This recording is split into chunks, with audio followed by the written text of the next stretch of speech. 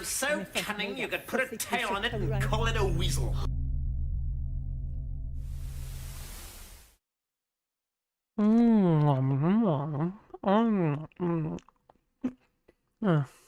That's not a lot good, is it? No. Tastes like a raw button mushroom to me. Yeah. It's doing nothing at all. No. Fortunately. But I need to go Blickland Hall and pick the real thing, maybe. What do you reckon?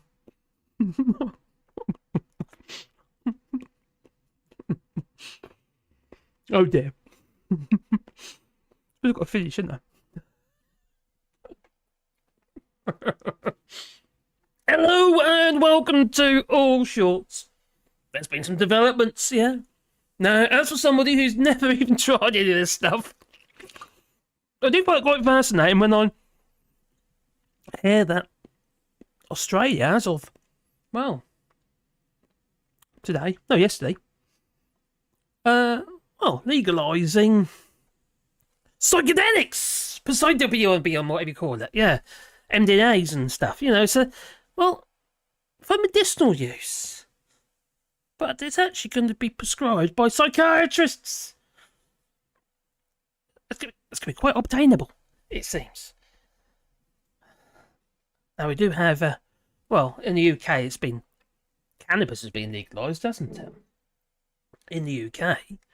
But, the doctors aren't that, free and easy with it regarding prescribing it. No.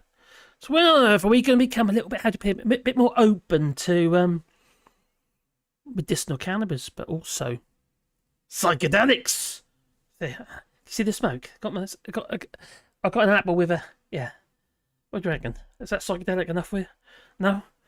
I've got another one behind me as well. Blimey. Anyway, before I get into this, I'd like to see who we got here, and I hope everybody is having a lovely day. Seems a long time no see. Yeah, yesterday. So yes, we're live again. So who have we got here in the chat? Oh, got people. It's good to see some people, that really is. So, we've got, Gerald, the Gingers, and Steve McGovern. The Czechs are way ahead of the game on this one. Going out and hunting mushrooms is a favourite pastime. Foraging, we call it here, or savage. And, there's... Generally speaking, I try and stay away from the mushrooms which I don't recognise, aren't obvious. Seps and stuff like that, but yeah, they're not psychedelics. No. It's kind of really not my thing. I'm absolutely honest with you, I've never tried them. Acid or LSD or anything like that. Not even in my eyeballs, no. Is that what you do with it? I don't know. William Lucas, hey, Mad Monk 33. Are you working today, my friend? Very cool. Tories don't get tased or beige. Sir Larry the Cat, don't get tails wrapped in it all. Lefty Boat, hi, and Vincent Brennan. And Susan DeWitt, hi. And coming down, that we are. Who have I missed? Have I missed anyone? Casper Northerner, hi, campers. Oh, shrooms. Oh, what is that scene out of, Tenacious D? Was it the Strawberry River or something? Something like that. Yeah. Take a look down Strawberry River. Oh. Sasquatch. Hello, Jarrett. And hello, number 3. Hello there. I hope you're well. I do apologise. I didn't see your video yesterday. I haven't watched it yet, but I will do. They say that using LSD and in a controlled environment in therapy has had good results in treating anxiety and PTSD. Well, there are some. There's been quite a bit about it on the old LBC radio today, and one poor gentleman who, I think it was on David Lammy's show actually. One poor gentleman phoned in, and he was talking about the fact that he lost his daughter, what have you, and he was struggling. Really, really struggling. And he used the, drugs. Drugs. Obviously, for him, it had been illegally. Well, he got hold of some, and he helped him cope. So the thing is, I suppose, it sort of takes you out of your well, takes you out of a space and puts you into another space. I can't say I've obviously witnessed it because I ain't took any, but I have to admit before I listened to him, what he was saying is that it almost gave him a connection with his lost daughter. He didn't say he saw her or anything like that, but that was almost like it gave him a bit of closure. And he was quite an emotional sort of guy anyway, it seems, or maybe these drugs made him so, I don't know. But I just can't imagine losing one of your children, what have you, for stress and psychological reasons. Hence, the psychologists are going to be able to prescribe this. And in Oz, down under, well, it makes a lot of sense to me. It really does. So, we're not just talking about mushrooms today. I've got other stuff I want to talk about as well. I have some topics that I didn't manage to cover yesterday because time was running out. I'll talk about poor little old Richie Sunak. Psychologically struggling. Yeah, so maybe he should be taking some. Maybe. Well, the Andersons can get himself in a little bit of trouble, but we won't go into too much detail with him because he's had to put it. There's not a lot of detail there, is there? No, not 30PD. And, Barcelona's reaching a saturation point. I might get onto these other topics as well, but we'll see how much time we get. When I realise I'm getting really tired and I start slurring my words and I struggle on this somewhat, it becomes obvious and very noticeable. And at that point I think, maybe it's time to call it it. Well, quite frankly, for all things... well, for the love of all things, trippy, I suppose, and mind expanding. What is wrong with this country? As in the UK. Maybe I might touch on what's going on in France as well. There's been developments, and the more I look into it, the more crazy it seems. But there you go, there's another story. Well, how about the medicinal? Magic mushrooms. Well, we're talking about natural substances that's been used, well, to aid healing, across the world, for millennia actually, to aid in healing and self-discovery. Well, quite frankly, I think the UK is a little bit, how to put it, a bit slow. And what do? Nothing, pretty much. We try and ban it. So that we just sit there twiddling our thumbs while people suffer needlessly. It's madness. I understand it needs some kind of control. We can't do it willy-nilly, what have you. But then again, there's magic mushrooms. That'd be funny. Well, in Norfolk, Blickling Hall was a place where people would go and pick their magic mushrooms. Yeah. It was awash with them. It's a wedding venue now as well. So you get really trippy. Yeah. Might come to your senses.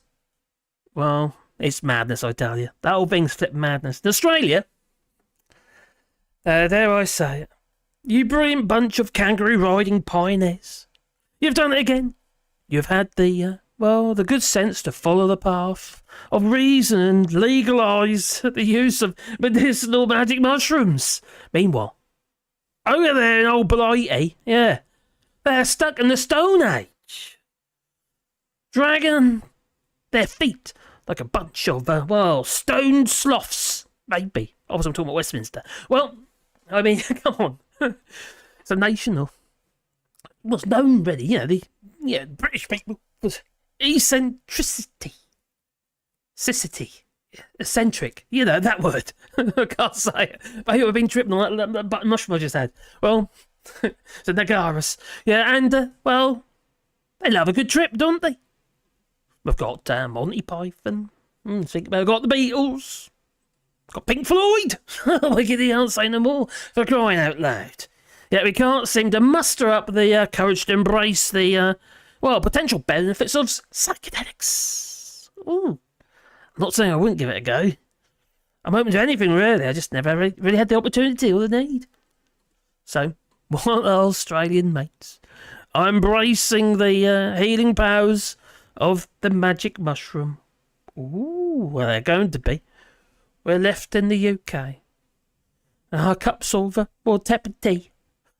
Waiting for the politicians to get their heads out of their derrieres and catch up with the rest of the enlightened world. It's high time. The UK take a leaf out of Australia's book in this case. They actually struck some blooming good trade deals as well. Yeah, 0.08% in 15 years for the UK. But they're doing very well out of it already. So they're a clever bunch that they are. 20 million odd, population. So, and let people, quite frankly, well, suffering. And let them find some relief through the wonders of medicinal magic mushrooms. Let's put the magic back into Great Britain. Let's make Britain great again. Maybe. Give a hat. Well, we should stop being bloomin' slow. Stop dragging our heels. And my son, for one, he's in a wheelchair. He suffers with, pain and what have you. And he would benefit from medicinal cannabis, for instance. He really would. Constant pain he's in. Spasms, muscles working against each other. He finds it extremely difficult to just get by, really. Some might say, oh, why don't you go to the doctors and see if he gets some medicinal cannabis? Not all doctors are forthcoming with it. They really aren't. And he can't, they haven't suggested they ain't offered it. All they want to do is offer him opium instead, opioids. Which is terrible on his stomach. He has to be really, really careful. It doesn't make any sense. There's no logic in it whatsoever. We need to be more open to, well, at least the use medicinally. People are suffering, aren't they? I don't think it's fair. But anyway, into the chat. That we go. And, oh, I forgot something. Oh, there you go. Oh, look, it's Steve Bray. Oh, he said, get those super chats, all memberships and Patreon and buy me a coffee and some Wally dogs. You've got to have your Wally dogs, Everyone needs a Wally dog. Well, let's get back into the chat. Oh, Nick Rydell, I don't think magic mushrooms are illegal. It's illegal to process them, yes, and you can't freeze dry them or pick them. You can't really make them illegal because they just grow. And what about poppies though? Opium poppies now. If you grow them in your garden, you get caught out of that and you get nicked. You might not be, might not even know. A bird might have dropped a seed or something silly. They're tiny little seeds as well, that they are. Well, hello Joe, cannabis is also being used for chronic pain here, and why not? Anything that helps people is good in my book. And I prefer the state controls it instead of the corner dealer. And the other thing about all this stuff, if it's not, well, prescribed or regulated sensibly so people can get hold of it, well then there would be no black market, would there? We wouldn't have the drug dealers and stuff. Well, we have. We've got the pharmaceutical companies, haven't we? We've got Big Pharma and all that. Yeah, I would say they're drug dealers. But yeah, anyway. The thing is, though, we'd be able to regulate it and it could be dosed properly. So we know exactly how much of the psilocybin. Oh my God, I've got to pronounce that in a minute. How much of it actually is in the drug in the first place. The problem at the moment is you can't tell. It's either, well, diluted down with some other stuff. Some nasty stuff as well, probably washing powder. Or something like that. Or it's just too strong. Look what's going on regarding e-cigarettes at the moment. They sound look more as though they're more dangerous than the flipping actual cigarettes themselves. Well, at least the roll-ups. The thing about this in e-cigarettes, there's no regulation regarding the actual amount of nicotine. So they're sometimes they've got like crazy amounts, like 100 times more nicotine than a cigarette in each puff. It's nuts. And then when they package them up, or like, like strawberry crush or something stupid, or something like that. Or banana splits and stuff. They package them up like that, appeal to the kids. And they just dose them up with nicotine to make them all addicted to these e-cigarettes. And then they make them fashion statement. They make them look cool. It's just nuts. But that will get regulated very soon. That will. There's a lot of people talking about it at the moment. Over here, says Gingers, the bad guys put fentanyl in it. Oh, lovely. Crikey, ready? Oh, but fentanyl, it makes it really strong and it can kill you. That's very kind of them. That's not very good for repeat business, though, is it? No, it's a bit stupid if you ask me. Oh, they don't do courage. Sorry, I don't know. Nobody in power does science or logic. No. The problem is the people in power, the ministers and what have you, who get assigned certain tasks. I'll tell you what, the people who work in B&Q are more qualified for the position they're put into than the flipping ministers. If you go in the plumbing section, the likelihood is they were a plumber. Same here in Leroy Merlin's. Although I kind of boycott it these days because they're still operating in Russia. But yeah, it's like Leroy Merlin's. The people in there who are in those departments are qualified to be, that was their job before and they've had enough of it and decided, I'll get a job with Leroy Merlin's. But at least they know what they're talking about. These bunch of ministers ain't got a clue what they're doing. None of them. Bunch of nutters. Steve Barclay, whatever his name is, this morning, being interviewed by Sophie Ridge regarding the junior doctors. Trying to make out the junior doctors walked out. They didn't. No, they were offering nothing. And there was no point in continuing. Besides, they're not juniors anyway. There's like 6 years of training. I wouldn't consider that being a junior. That term needs to be scrapped. It demeans their education. And the fact they've put their hands in their pockets, put their neck on the block regarding student loans and stuff like that. The grants in the UK are ridiculous. And if you're working in public services, or doctors, nurses and stuff like that, or even teachers still got relatively good grants for education, but there's not enough. We should be paying for their education because they're working for the people. So it doesn't make any sense to make them rack up huge debts. It doesn't make any sense whatsoever. Seems very silly and very narrow-minded to me. And no way we're going to encourage, people into that profession when we're not. Why would you enter a profession when you know full well you're not going to get paid what you're worth? Until you become a consultant, and even they've been pinched. It's nuts. Doesn't make any sense to me whatsoever. None whatsoever. Ministers are supposed to take advice from civil servants, but they don't have to. The thing about a lot of the civil servants, they don't know, do they? If you're talking about the blob, they don't all know everything that's going on in the world or how things work. We need people who are in the real world, who's, if you're going to be working in, Minister of Health or whatever, someone who's got a bit of experience in it. Maybe someone who's in an environment minister, maybe somebody who's got a bit of experience in that, maybe somebody who's worked with photovoltaics or something, who understands how it all works. But this lot, no. It just seems to be, come out of Eton, you don't get a clue what you're flipping talking about, apart from, just blagging it. That's all they do, they blag it. Very badly and all. They're the blob.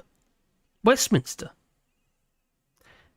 If one heads up a ministry department, they should have a background education in those areas. Definitely, Suzanne. It's definitely. It doesn't make there's no sense in it. It doesn't make any sense at all to me. For someone who's, I'm a practical person, right? I make stuff, I fix stuff, I join stuff together, I cut joints, use hand saws, hammers, chisels, and machines and stuff like that. Everything to me is illogical. It goes together a certain way. And I know if I don't cut that joint right, it ain't going to go together. I know if those people in those ministers don't know what they're doing or know what they're talking about, it ain't going to work. Nothing's going to mesh. All they do, just blaggers. That's what they are. Rhetoric, just blaggers. Blag, blag, blag, blag, blag. Jacob Rees-Mogg, he goes, what is he really qualified in the real world in? Nothing. He don't know how the world works. He just blags it. With his, tweety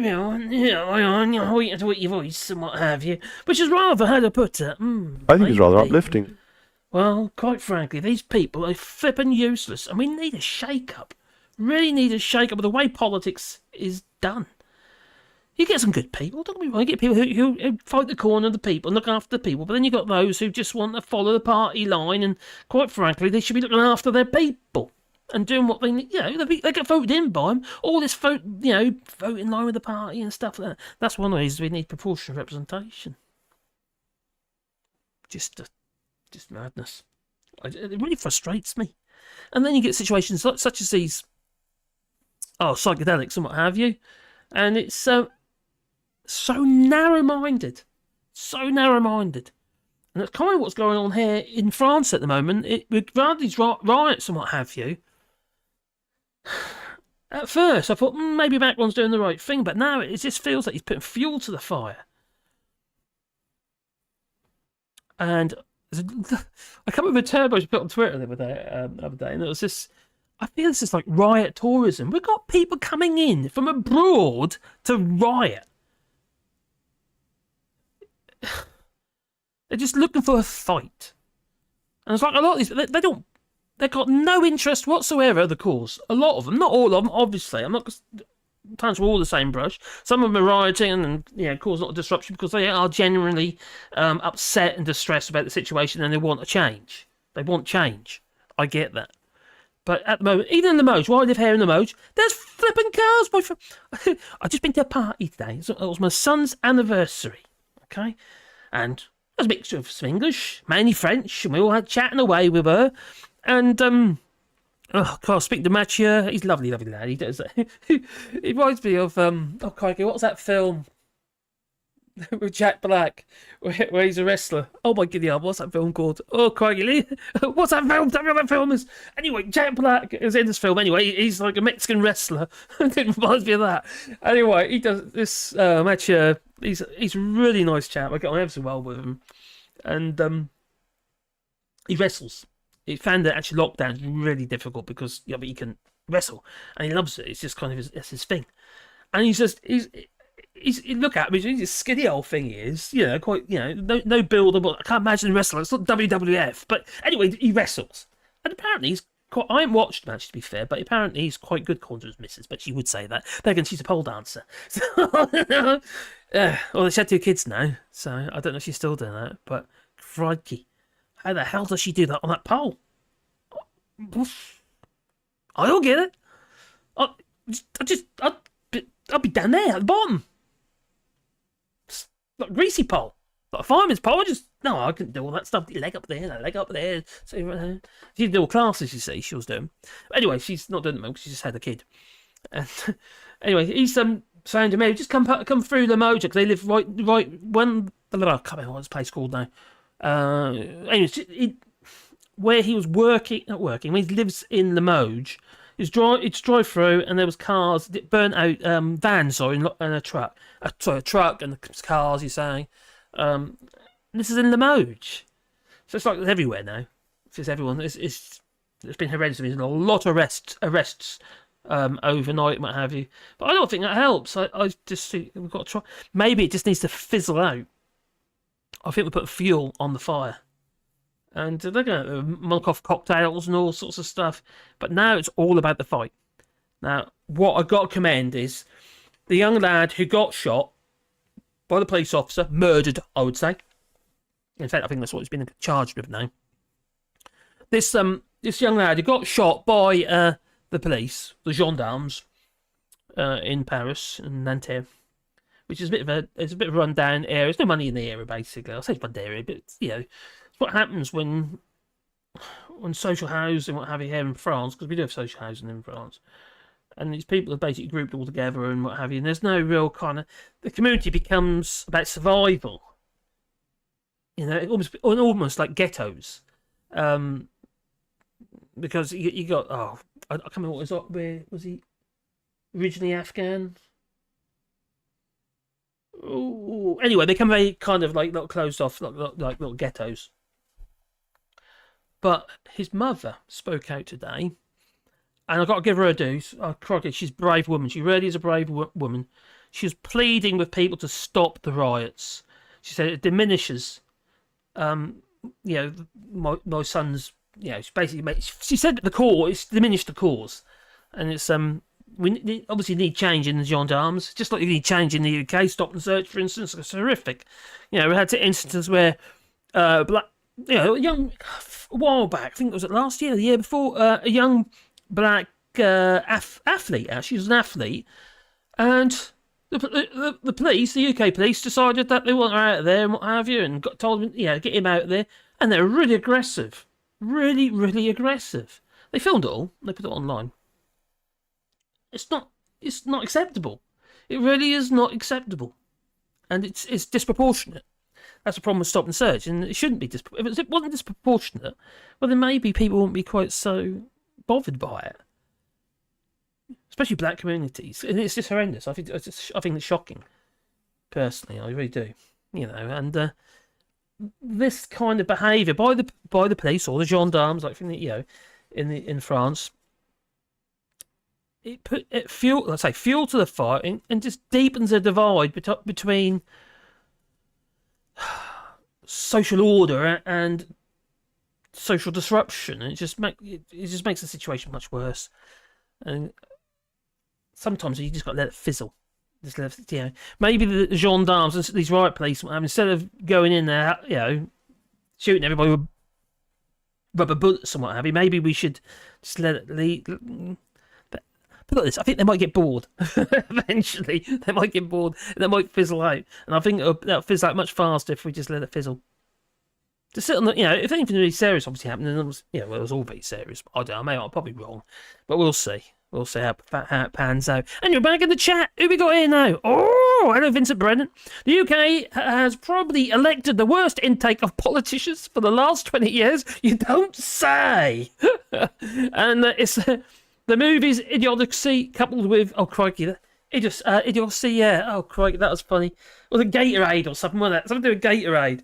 They couldn't grow crops because they're all having drinking this Gatorade. Didn't they put the Gatorade on the field and they managed to grow something like that? Anyway, bizarre film. That really is a bizarre film, but it kind of reminds me of Trump. I did. Oh, hello, Mad Monk. If you wish to support Allshorts, you can buy him a coffee. Oh, but please, boot the old like button. That really helps the channel, Oh, there. Up we go. UN pressure valve of the world and let go some steam. We need to. I think we're all getting a bit stressed out at the moment, and I know I suffer a bit of stress, a little bit of depression sometimes as well. I kind of feel a bit down at times, or what have you. Maybe some psychedelics might do me some good, but I'm up there, down there. I'm a bit like that, and I'll tell you what I find is with doing YouTube, it is such a roller coaster ride. And although I enjoy it and I love doing it, there's times it really brings me down, and it's kind of when you see your videos aren't doing very well, or what have you, and you look at the stats and people aren't clicking on them or stuff like that, and you think, I don't know. You think, so why am I doing this? Why am I doing this? And then they pick up again, and then it's the same old cycle.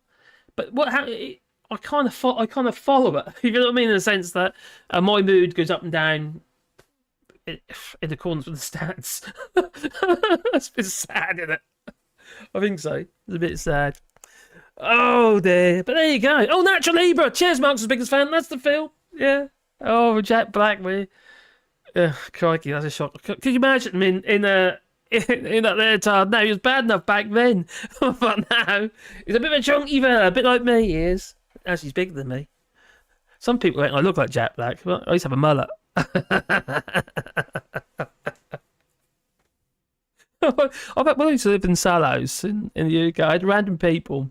You knock on the door, you say, "Oh, you Jack Black?" Well, not literally, but just having a bit of a laugh. Yeah, piss take, basically. At my expense, but there again, I love Jack Black. I think he's a great guy.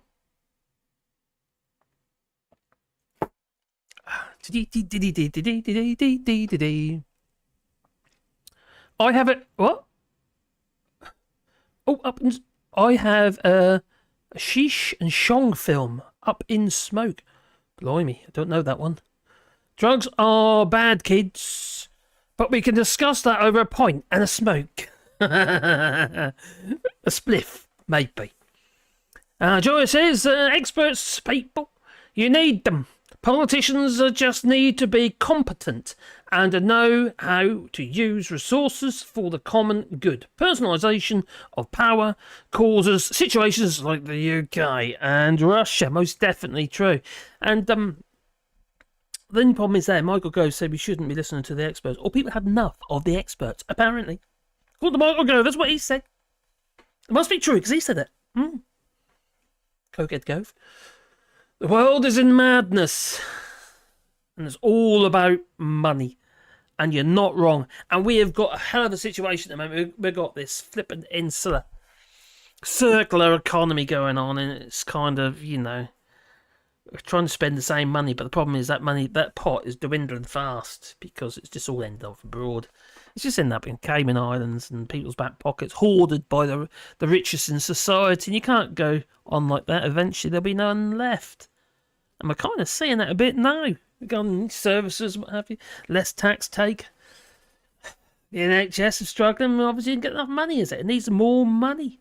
And they always there, we shouldn't be having free from the point of view. So that's absolute flippin' stupid. This situation hasn't just happened.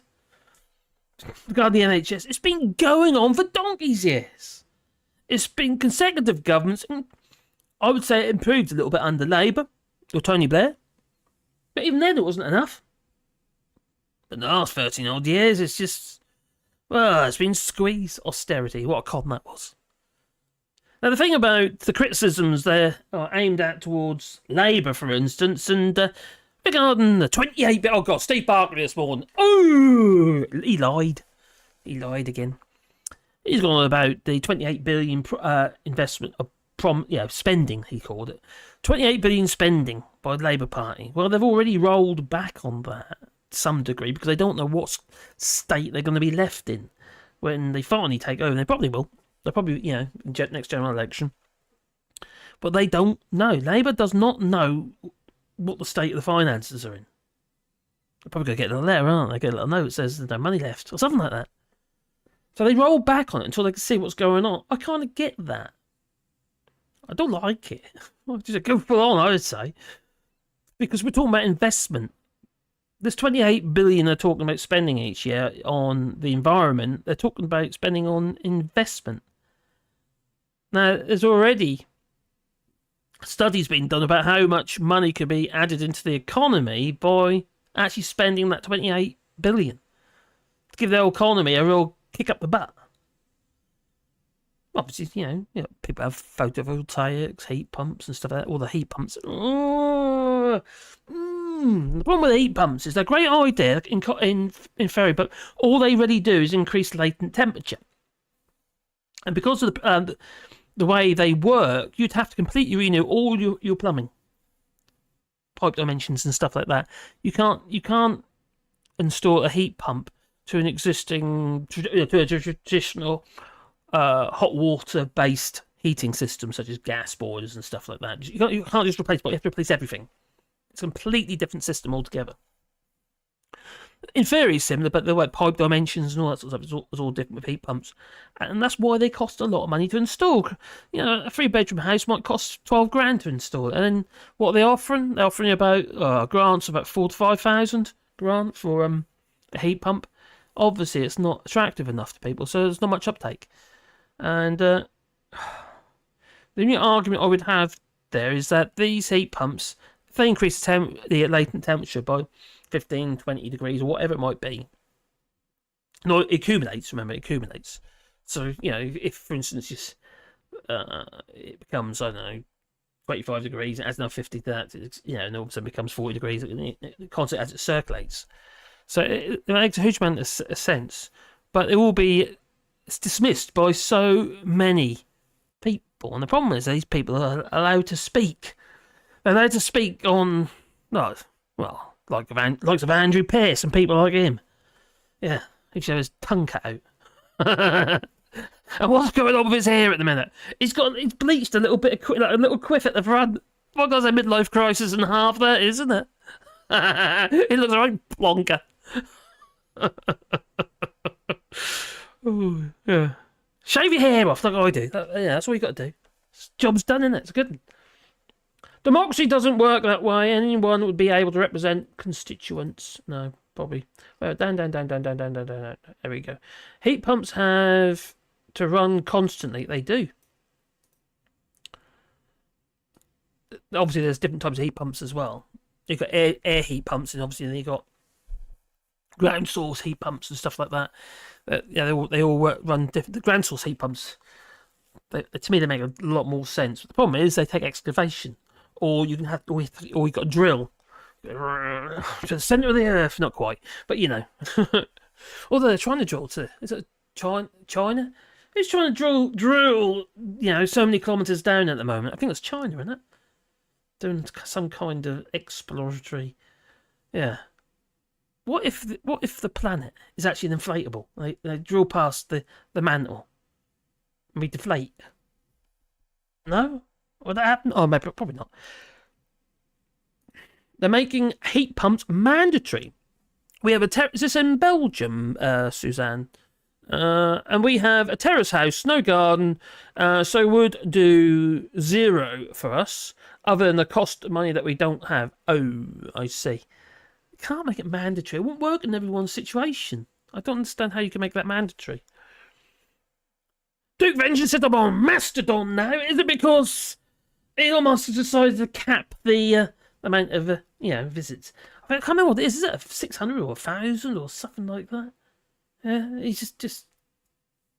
I tell you what, if you're on Twitter and you just scroll, if you can soon go through that, no topic, every single page that you scroll up, you know, it's basically a VU, and they're going to cap it. So if you're something like me who's it for research and purposes and stuff, and see what other people are saying about something, well then you can quite quickly eat at that.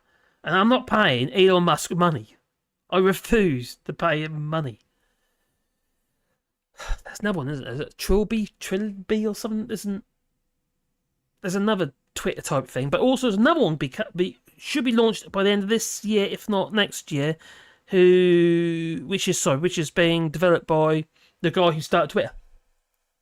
It's called Blue Sky or something like that. It's called something like that. Anyway, it's there will be another one. Will it take over from Twitter? Who knows? Maybe. I don't know.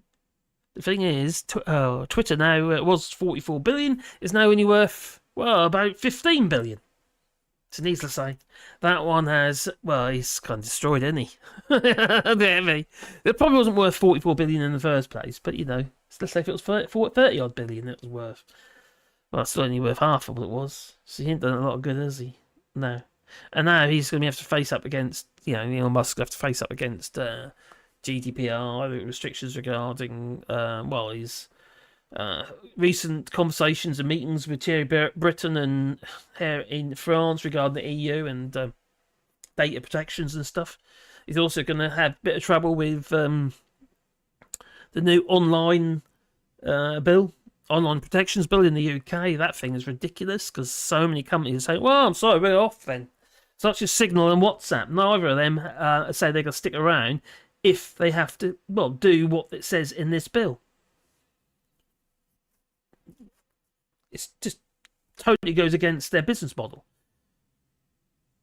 Messaging services, such as Signal and WhatsApp. But you know, it's nuts. Pancake? What's a pancake? Twitter will be gone. Oh, Pancake is it the name of the? Oh, whatever. Twitter will be gone, and I still can't remember how it is spelled. How it's spelled? What?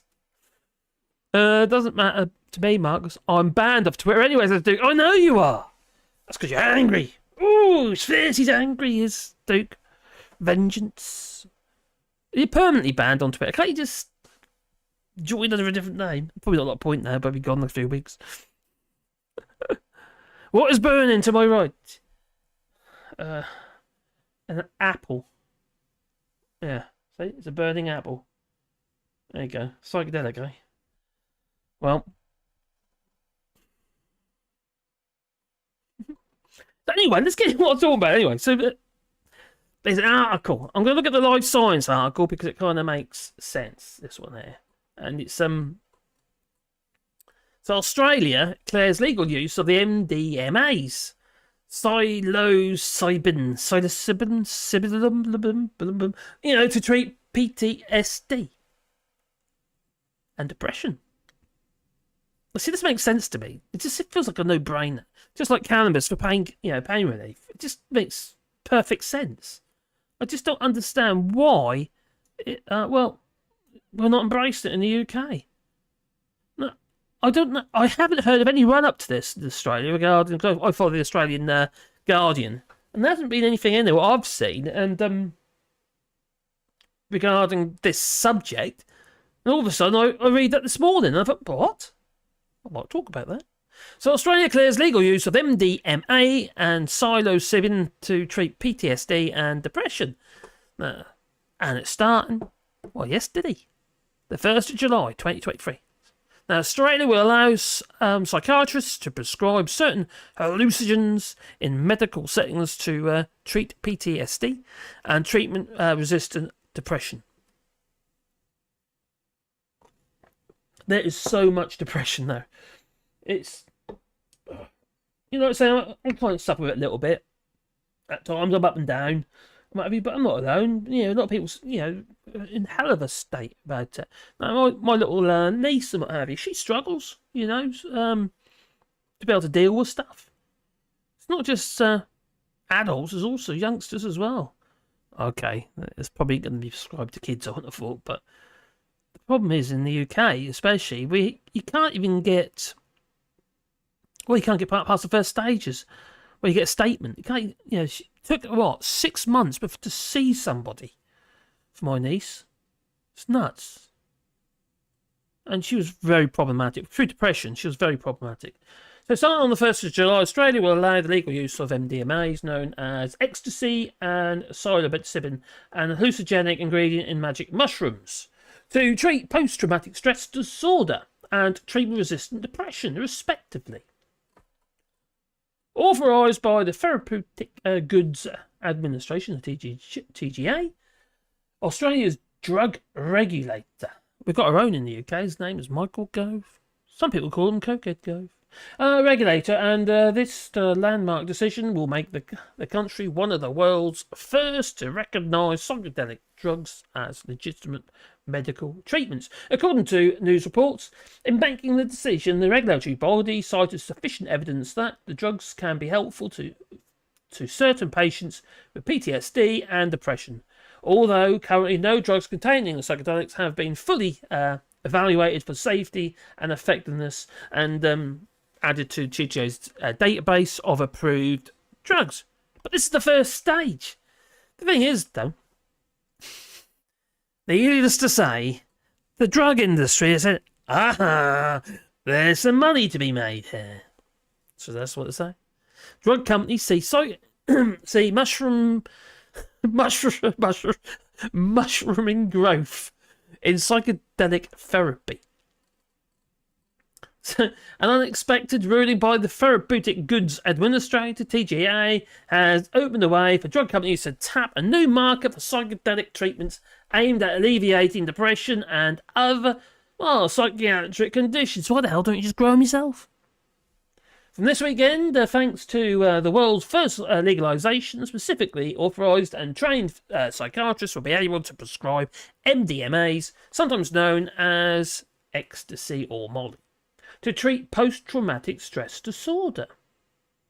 They'll also be able to prescribe psilocybin, the active ingredient in the so-called magic mushrooms, for treatment-resistant depression, and under a rule change announced by the Therapeutic Goods Administration in February.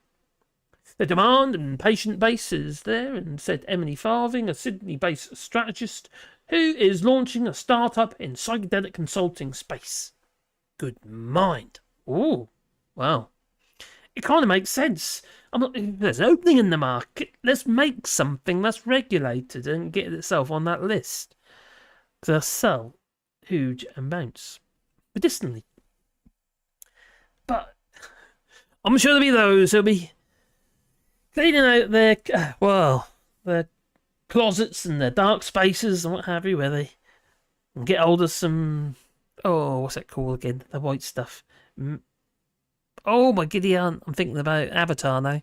Well, yeah, the stuff that where the mushrooms grow on, and get some rotting straw and whatever. I used to grow mushrooms, you see, like the one I was eating earlier. Yeah, just with butt mushrooms and other kinds of mushrooms, but not those sort of mushrooms. No. My evil influence spreads, says Duke Vengeance. Oh. No SIM card does what? New SIM card. Oh, okay, good. You got sorted out then. Marcus put the wrong time in the title. Also the wrong duration. Have I put the wrong time in the title? I thought I changed it.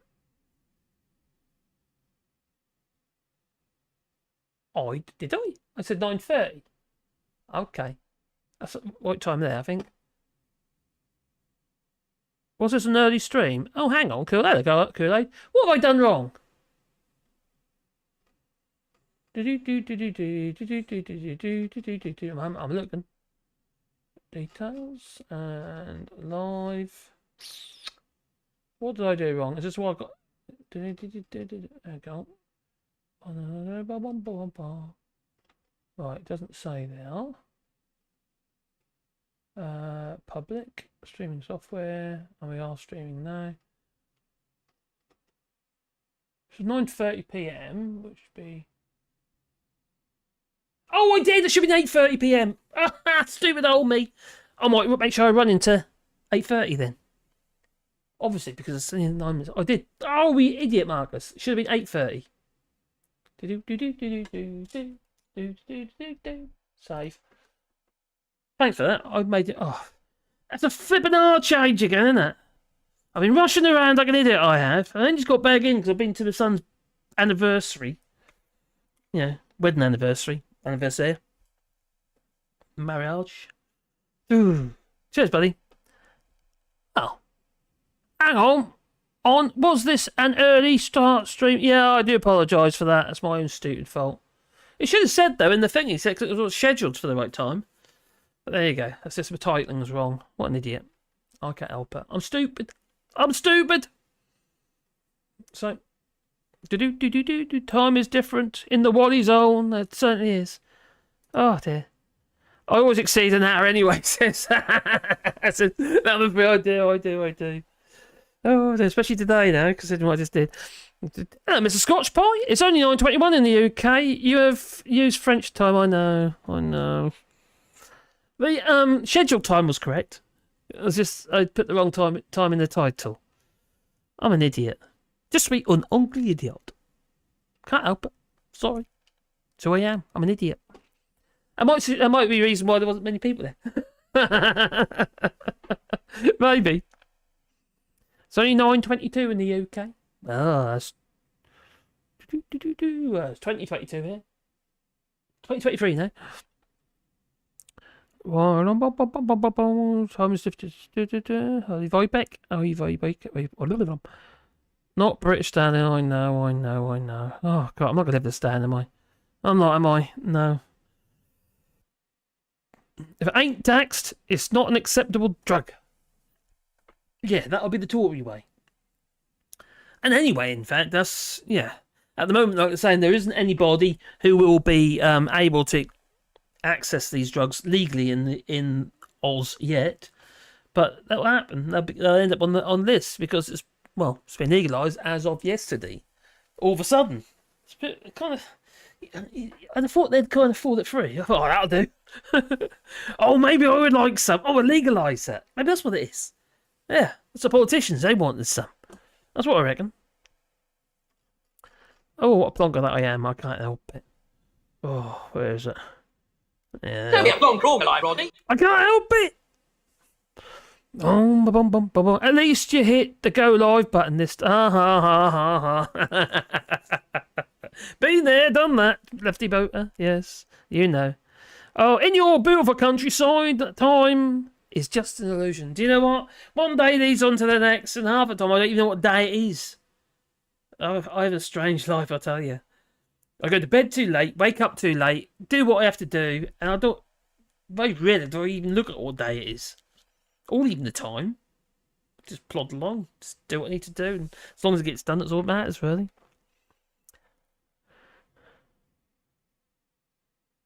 Marcus, you got me in trouble with the neighbours. Have to listen with headphones on. Oh no, what have I said? Really? Oh, no war clerics, no archers, crossbow men, man at arms, says Duke Vengeance. I don't know why he said that, but he said that. Oh dear. Prescribe drugs. Prescribe drugs.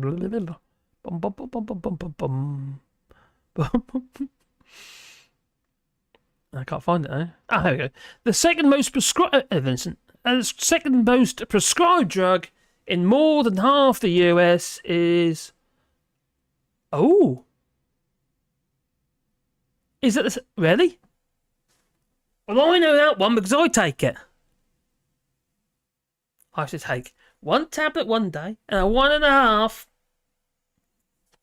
the next day. Then 1, then 1.5. Yeah, like that. Keep my thyroid levels, my thyroxine levels in check. Now, a while back, and now I've got a bit of a horsey bit of horsey voice. I thought it was me constantly talking at the camera caused me to get a bit of a horsey voice. No, the side effects of thyroid levels being too low. I didn't know that until I was looking on. I think what was it? One of the online sites, Mayo Clinic or something like that. All the side effects regarding. I wasn't very good at managing my. I keep forgetting to take the tablet. Basically, I've got a little box now, like an old person that said Monday, Tuesday, Wednesday, Thursday, Friday, Saturday, and Sunday, and yeah. Yeah, it kind of works. It kind of works because now, yeah, and my tests they came back and they were in range now, whereas before they were way off, and I was feeling so rotten. If your thyroid levels, if your thyroid is struggling to make enough thyroxine, well then, quite frankly, it really bugs you up. I was so lethargic, and even now, some days I get really quite bad, really tired and sort of like, bit sluggish, like a slug. The second most prescribed drug it is. Didn't realise that. Thank you very much. That's in the US, yeah? I won't be surprised if they send me there in France then, because, no, actually, the French, that'll be some $1 it's not prescribed, though. No, you get it off the shelf, so that wouldn't be quite right. Yeah. You can't come out of a French pharmacy without carrier bags full of medication. I kid you not. I mean, is it me? Or are the French hypochondriacs? There's a flipping pharmacy in every village, and sometimes 2. Oh crikey! I've got a little village down there, a little tiny little village. I hardly even live there. I've got a flipping pharmacy. The thing is, though, see, in France you can't go to like supermarkets and you can't buy paracetamol or aspirin or anything in supermarkets. You have to go to the pharmacy for that. But I have to admit this. Because before we'd buy like the Tesco, really cheap Tesco stuff, you know, also like 30p for like, I don't know, let me get, you know, actually be like 10 tablets or 20 tablets or whatever it might be. And this stuff you get here, $1 like, you know, like 1,000 milligram. And it's that stuff works. It is I have to admit, it does work. It's good stuff. Unlike the you have to eat a whole packet of that Tesco stuff. I think it's dosed up with bicarbonate or something like that. Yeah. Oh, I'm not the only one then. Apparently, Phil Morehouse made another copy and paste error today. He makes a few errors. We all make errors. I make errors, but I will admit them. At least you hit the go live button. Oh, god damn, there we go. I've done that already. Hello, Lee Corn. I hope you're well. You might have noticed I was a bit, how to put it, I was an R-out, I was. I did it again. Anyway, we were talking about psychedelics earlier, and about how Australia has legalised the use of psychedelics to be administered by psychiatrists within a organised, like a proper setting and what have you, with glow sticks or something like that. You know, you might do a bit of, you know, crowd surfing and, you know, the usual kind of stuff. You know, or was it a gig? It might be a gig. Could be a gig. Well, that brings me on to other things that have been going on as well, because regarding Well, the use of drugs. Oh. Well, what about what's been going on regarding testing? Drug testing at festivals. Apparently it saves lives, you know. Yeah. But why would the Home Office want to end it? Drug testing at festivals saves lives. And why does the Home Office want to end it? Says Daisy Jones's locker. Oh, really? So, what it calls an effective ban on testing of confiscated substances. That doesn't make any sense. Why would you do that? So, now in August 2019. So, you have accepted the truth. Oh, the noise. It's the noise. Ooh. Oh, cheers, Mark's as big as fan. You're most kind that you are. Have you grown up? Oh, how you have grown up. Not seeing the Cheech and Chongs up in the smoke amazes me. Remedy this immediately. No, I haven't. I had nothing. My body is like a temple. Can't you tell?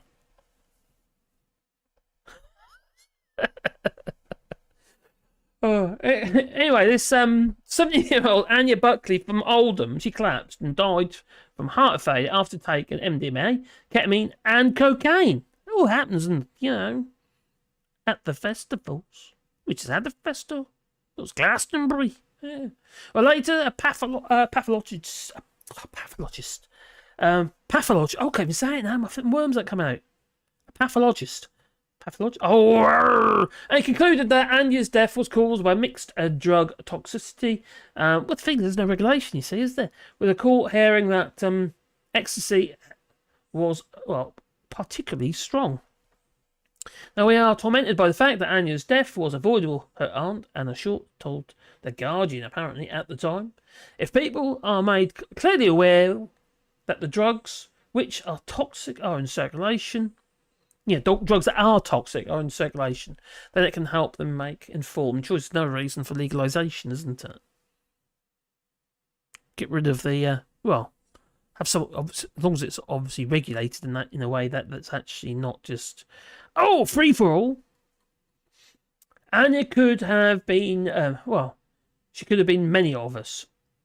It's pretty normal for people to take party drugs with their mates at music festivals. Her death certainly doesn't exist in a bubble. This was between 2017 and 2021. There was at least 14 reported deaths among young people from drug use at festivals in England. In 2018, one such person, George Jones, who died at the age of 18 at Mutiny Festival in Hampshire after taking dangerously high-strength MDMAs. Which are the drugs that we're talking about, the psychedelics. She says, I honestly believe that if Georgia had been able to test her substance and given some advice on how to remain safe, she might have, come home alive that day, her mother said after her death. I imagine that some of these youngsters wouldn't actually bother with this testing, to be fair.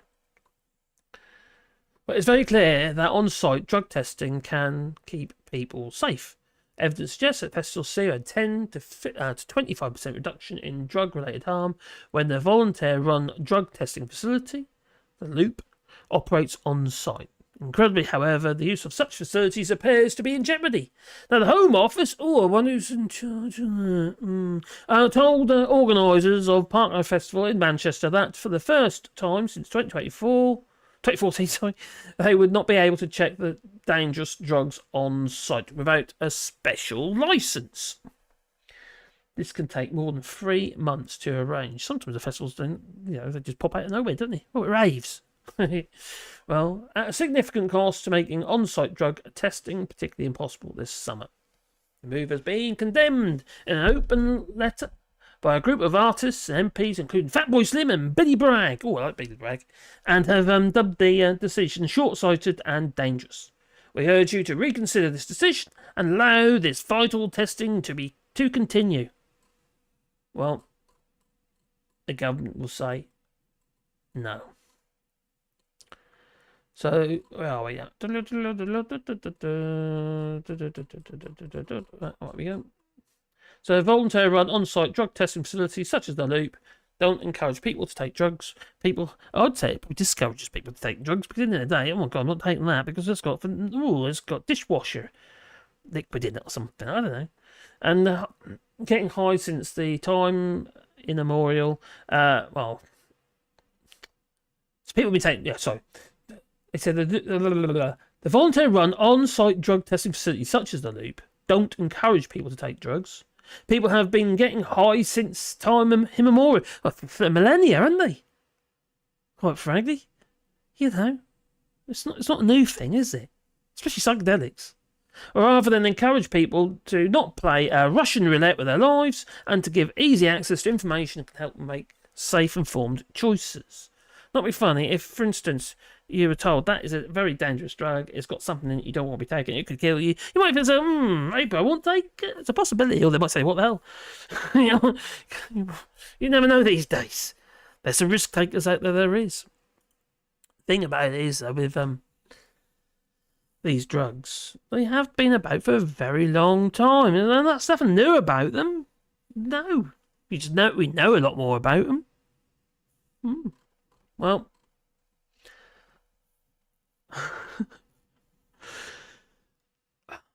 so just like the psychedelic trips these drugs might create, the history of psilocybin, how do you say that, psilocybin, has been long and a bit of a winding journey. Now, from its religious rituals and ancient civilizations, well, it was rise to stardom, I suppose, in a counter-culture movement. Now, the breakthroughs in scientific research to the dark ages of magic mushrooms, the history of psilocybin, in many ways has been, mirrors human history. You know, it's prehistoric, you know? Magic mushrooms have been used since the birth of civilization. 12,000 odd years ago, and possibly it was even used before then. It was the dinosaurs, I don't know. Now, early evidence of magic mushroom use is, let me show this bit. There you go. There we are. Earliest evidence of magic mushroom use is a mural that has been found in North mural, like a painting on an old stone wall or something.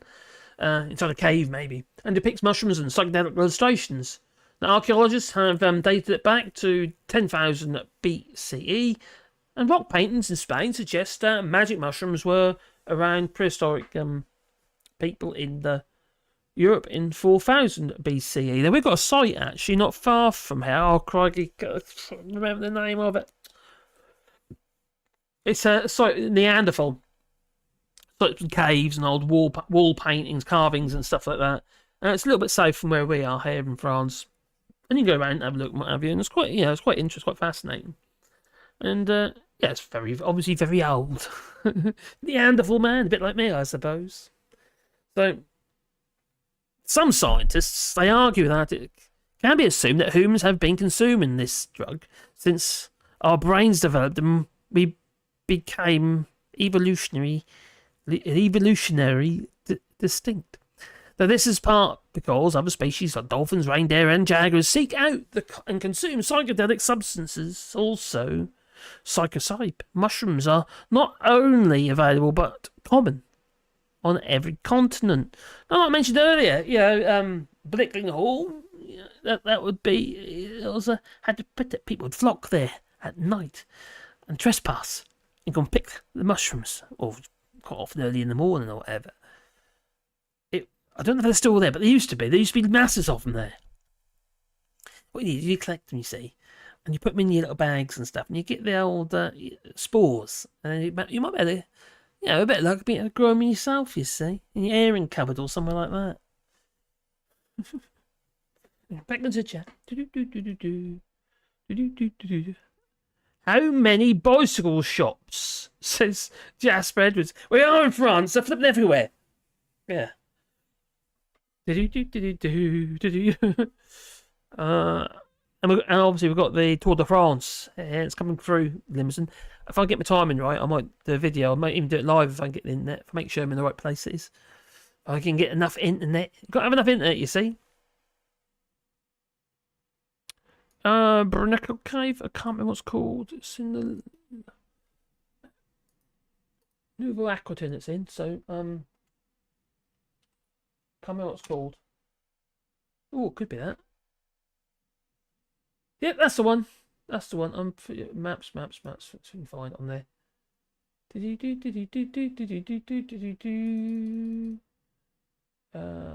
Cave. What's that? Grot to Brunecco. The plan. And just make sure it's yeah, that's the one.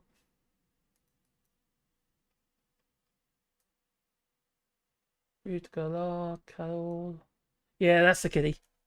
Yeah, we went quite a few years ago. We went there with the camper and what have you.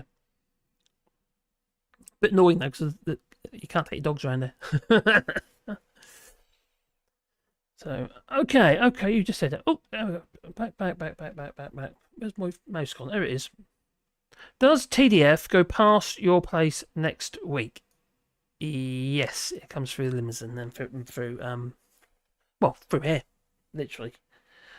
Vipec. Vipec say, Jeremy Oz, I know I've worked very close to Biodiversity and watched the half-mile long queues being kept in check by men with hose pipes and bats. Unless you see it, you can't. Now I'm very confused. What? What have I just read? I know I've worked very close to Bayroad, that's it, and watched the half-mile long queues being kept in check by men with hose pipes and bats. Whip you with the hose pipes and bash you with the bats. I'm really confused now. What?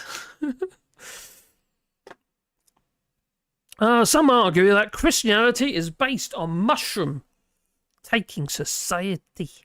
Ooh, maybe. Up we go. Down we go. Oh, Lee Corns. He's been saying a lot here. What have you got on there? Mark's the biggest fan. I have never seen them either. Oh, why haven't you seen?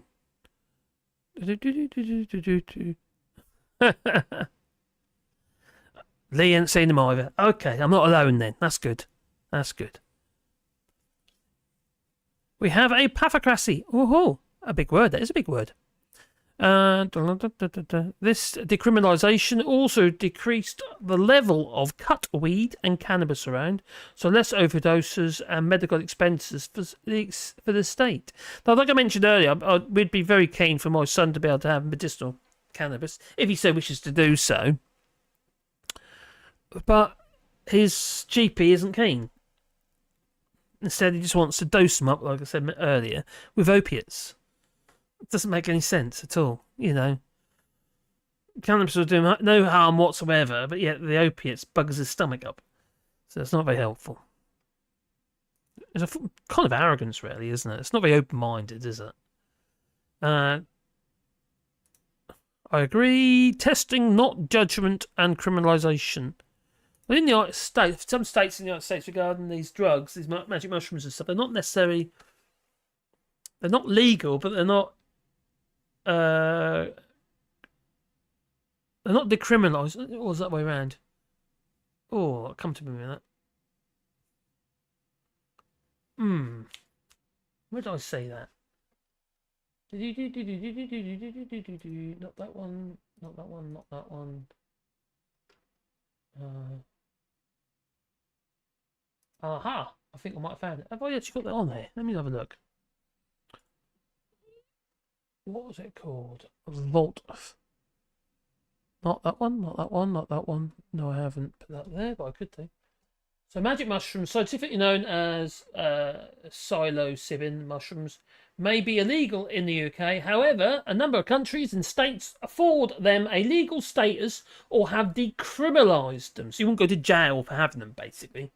Despite this, the style of legalisation in each jurisdiction differs depending on this is in the United States, by specifics of the legalisation, with some places only allowing their therapeutic use and others extending it to full recreational use.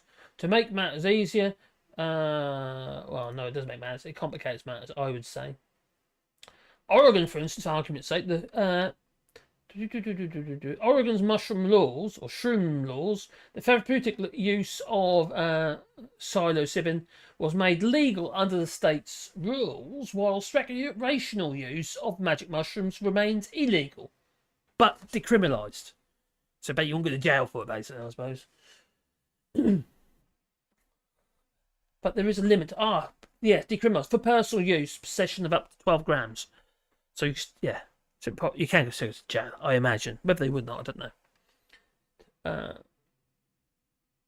There you go. What's that?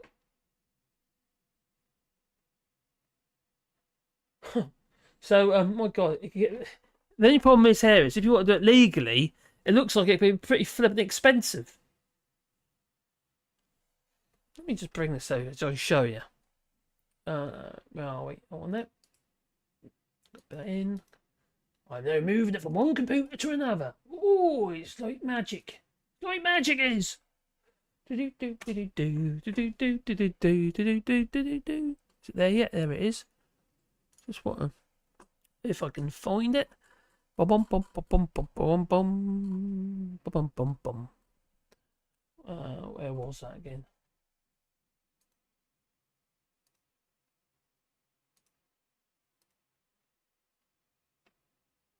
Where did I see it? Is that the one? Not that one. Oh, here it is. There you go. Assisted therapy. This is in the US, yeah? So, would this be the case in, for instance, Australia? But if you look at that, look, level 1, a microdose, 0.1 gram, or sorry, 0.1 gram or 0.4 grams. Duration of session 1 to 2 hours. Group session cost up to 5 people. So you have 300 each if it's up to 5. But individuals, it costs you $500 for a small dose. But when you get down here, for instance, if I can, I'm going to do that. Oh no, I'll do that one. There you go. A high dose of a session of, obviously higher the dose, you're going to be obviously out of it for a bit longer, aren't you? So it's saying 6 hours, but it's 3,500.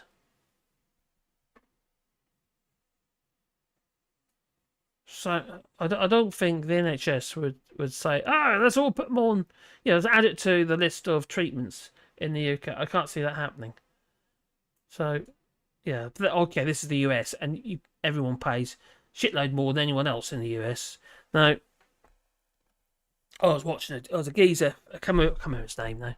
But anyway, he came over from the US, and he managed to buy himself a Ventolin inhaler. And he put a little video up, because he was in a bit of shock. My giddy aunt, I can't believe this. He says pretty much words to that effect. Not in my language, obviously. But anyway, words to that effect. A form of English. American. That's it, American. And he said that this has cost me €15 or £15, sorry.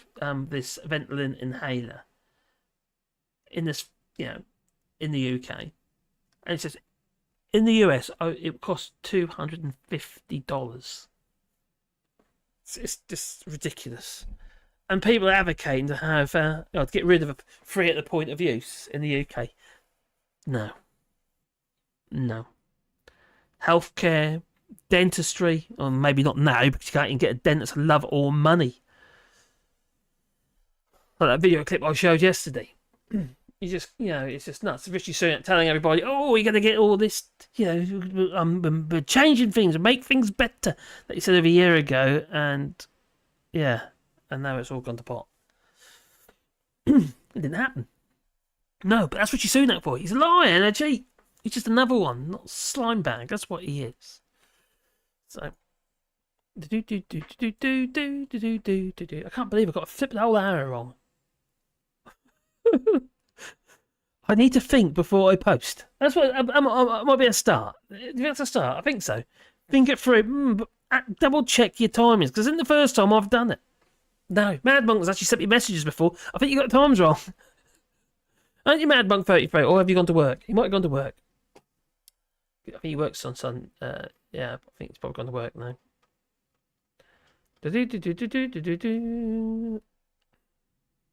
Well, regarding doctors and going to Oz, you can't blame them because they've been treated like shit here. And besides, Australia's just reduced the requirements regarding entry. Their points-based system that obviously the Brexiters love to talk about. Oh, we need a points-based system. Well, the Australia side, well, we ain't got enough people. So what are they doing? They're slacking their points-based system.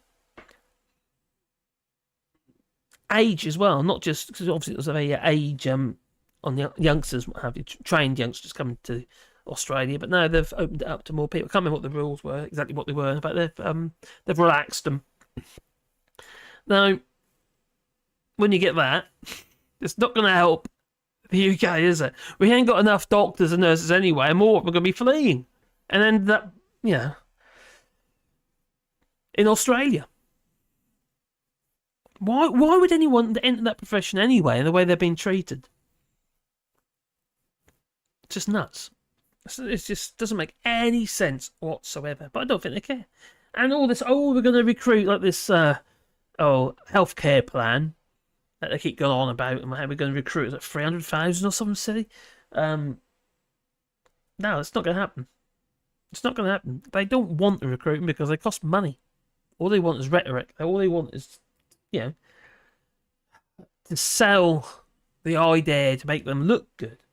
They don't actually care about actually solving it because obviously it costs money to solve the problem. And why would you solve the problem when, well, you can make it Labour's problem? Let Labour look bad. Why would they do anything at the moment? All they're going to do is just drag their heels. It's nuts. Well, messed up it is. 91 Leeds says nearly 170,000 odd workers left their jobs in the NHS in England last year in a record exodus of staff struggling to cope with some of the worst pressures ever seen in the country's health system. 170,000. That is an exodus. Blimey. That is a lot. Well, we already know there's about a shortage of around 60,000 nurses and a similar sort of amount of doctors. No, actually, no, it's the way around, isn't it? What's the other way around? The problem for some of the doctors is it's actually too costly for them to carry on working because it affects their pensions and stuff because of the rules. They need to change the rules, basically. Although they did say they were going to change the rules. I don't know if they actually have yet regarding it's all about taxation. So doctors retiring early, 55 odd, because they can. Why the hell? That'd be funny. It's their lives. If they want to retire early, that's, why the hell shouldn't they? Why should they be made to feel guilty? Like, for instance, these so-called junior doctors. There's nothing junior about them. They're just done shitloads of flipping training. How's that junior? For God's sake. It's ridiculous.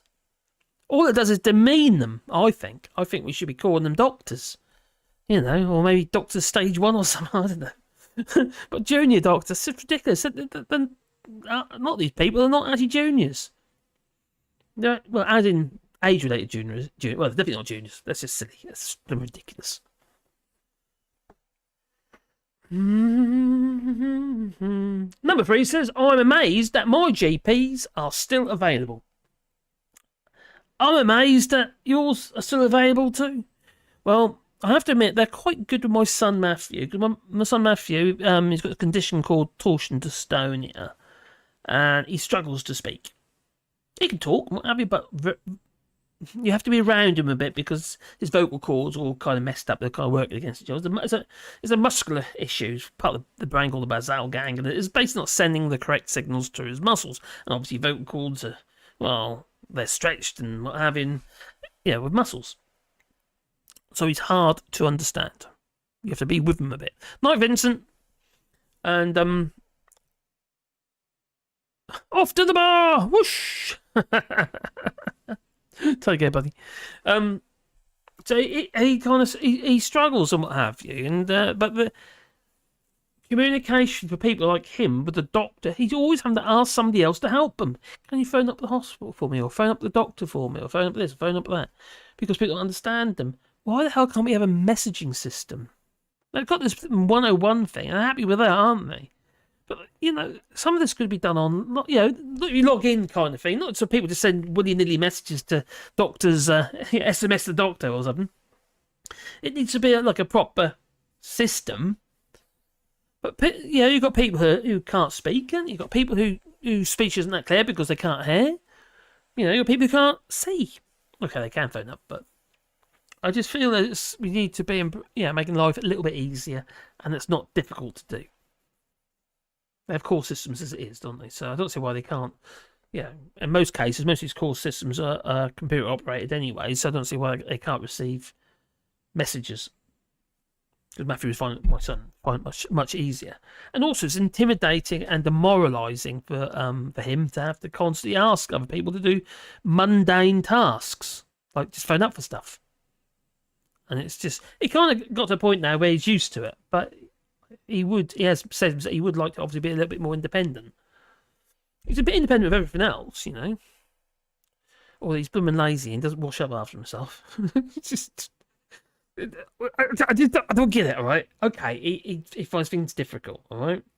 But what he does is he'll get up, he'll go and get himself, I don't know, a gin and tonic or something, and then he'll go back and, stumble his way back to, he lays down a lot, you see, because he's, he's got a bed in his lounge, and because he has to sprawl out. And he put his glass on the floor, spill half of it.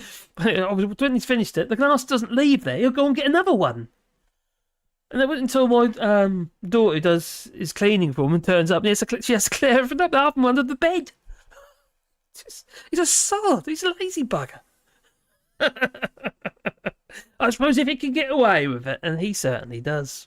But he's a nice lad.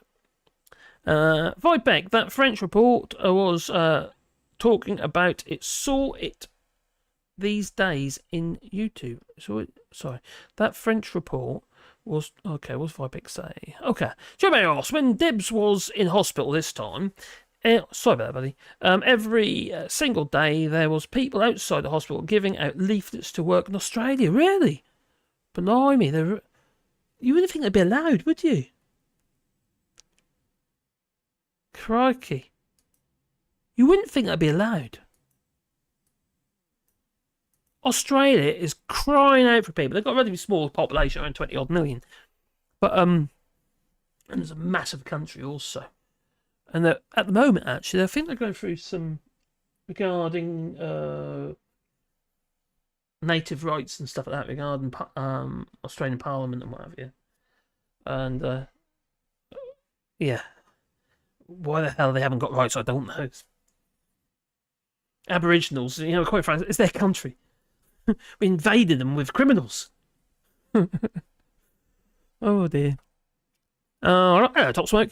Gets up and makes a gin and tonic. Sounds like the start of my day. Start of the day. Anyway, it's pretty much. Well, I say he gets up. Because he spends. To be actually honest with you, he doesn't get up until quite late. He's got a lot of friends online, and a lot of his community, a lot of them in the United States.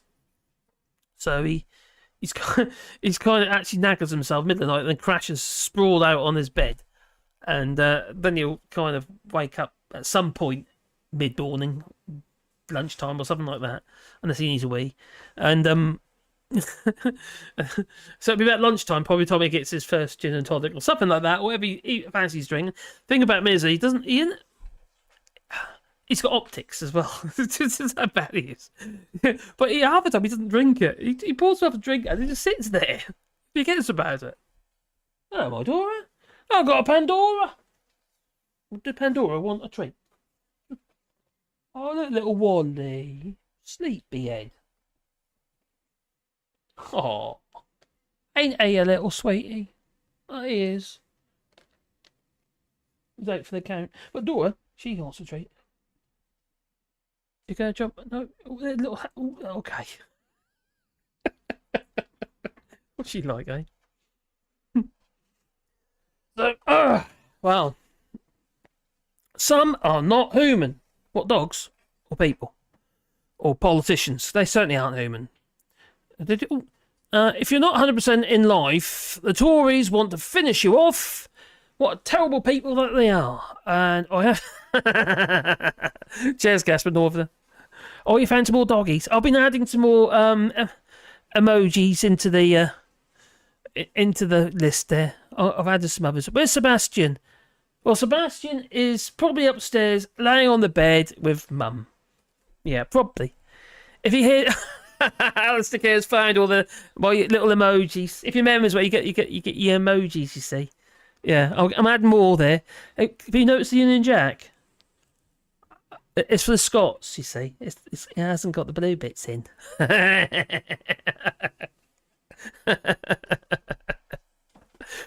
Yeah, but proportional representation in UBI and obviously the EU flag and the gammon. I was having a bit of fun. I do apologise. I've got the England flag there that looks like a red cross, but that is actually supposed to be the English flag. Maybe I need to put that into a little emoji. What's it? I can change that. Are there any riots near me? Yesterday there was not, but today that there is. But not in my hamlet, thank God. That'll be funny. They're all horse and cart around here, so there won't be much to burn unless you got to burn the horses. No, I'm joking. But in Limoges they've been burning vehicles. Setting out the vehicles. There's a lot of burnt out trucks and cars and stuff. So that ain't great. No. And like I was talking about earlier, you weren't here then, but I'll repeat it. Basically, it seems to me it's become riot tourism in the sense that people are coming from all over the flipping place to riot here in France, and they've got no interest at all in the reason why people have been rioting or how it started. I would say in most cases it's not even related to the reason why it originally started in the first place. Most people here who are rioting are just people who are looking for, well, idiots, I would say, looking for a scrap. That's what it is. Now, I was talking to Mathieu and Violet. I lose my mind now. And they pretty much concurred that. They said, why are they destroying where they live? Because half these people don't even live there. And also, with the locals who are destroying where they live, it doesn't make no sense whatsoever. They're ripping flipping trees out of the flipping ground. I mean, like, young trees out of the ground and just destroying everything. For no reason they lived there. That's going to be like that for God knows how long. And, I'm not saying snobby and what have you, but why would you do that to where you... Snobby is not what I was. Why would you do that to your community? If you really cared about people, and then obviously the young lad who lost his life because murdered by the flipping police, the gendarmerie, doesn't make any sense. There's no logic in it. It's just the thugs. I agree with the cause. Something needs to be done regarding the gendarmes. I most definitely do, but I don't agree with his methods. Just like I don't necessarily 100% agree, although I understand it in many ways, regarding stop oil protests. Don't stop oil. Stop oil protests. But you don't bring people on side. You don't solve anything that way. Times have changed, The idea you can just burn everything and chop people's heads off. It's not legal. You can't go and chop their heads off. No, don't do that. No. It's a bad idea. It's messy as well. Unless you've got a guillotine. I can make one if you want. Well, another thing is the mother of the young lad very bravely said, "Please stop this. This has got nothing to do with her son who died or murdered by that police officer." We found it happened the other day. Was he buried yesterday? I think it was yesterday he was buried, wasn't it? And on Saturday. Why can you imagine? Can you imagine how she was feeling to make that statement? To plead to people, please stop the riots. It's not in my son's memory. It's just nuts. Just nuts. There's no logic in that. Look at that. There's no logic in it. And we've got people coming from abroad, coming into France and rioting. It's tourism. I don't know if they're selling tickets. It's just nuts. And Vipex says UBI and Wally Dog and so my favourites here. Any ideas for more emojis? Leave it in the chat. Oh, take care, my friend. Have a good day at work, won't you? Don't work too hard. Don't let them drag you down. Oh, don't do it.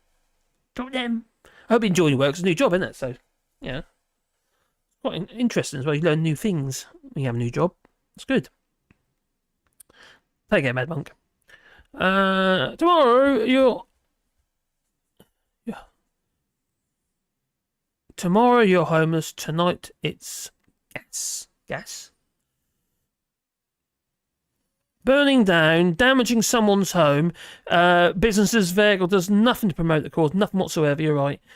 We just make ends meet to lose our home or car and we're screwed. I understand what you're saying. That's very much for me as well. I can't, if someone comes in and talks to me, I ain't got the money to go and buy another car.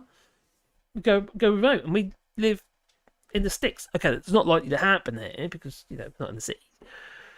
But there's a lot of people in the Moj and a lot of people, you know, Nanterre and what have you, in Paris who they struggle to make ends meet, and some idiot comes along and just destroys it. They'll be funny, but what's it got to do with the flipping cause? Going in and smashing the flipping the store's windows. Some of these are quite small businesses, and then stealing everything inside. I don't know, flat screen TVs and stuff like that have been nicked. You know, what's that got to do with the cause? What's that got to do about changing things regarding the gendarmerie and what have you, and that young lad to be? It's not in his memory. It makes a mockery of it all, to be fair. That's what I think, anyway. It doesn't make any sense whatsoever. And destroying where you live? That's like a thief robbing on his doorstep. Makes no sense whatsoever. Get caught. Or you got to live it. You know what I mean? Once you've been tarnished with that brush, you're done for, aren't you? What's up, Wally? Do a wee-wee. Oh, just a second. I'll tell you what, just... there you go.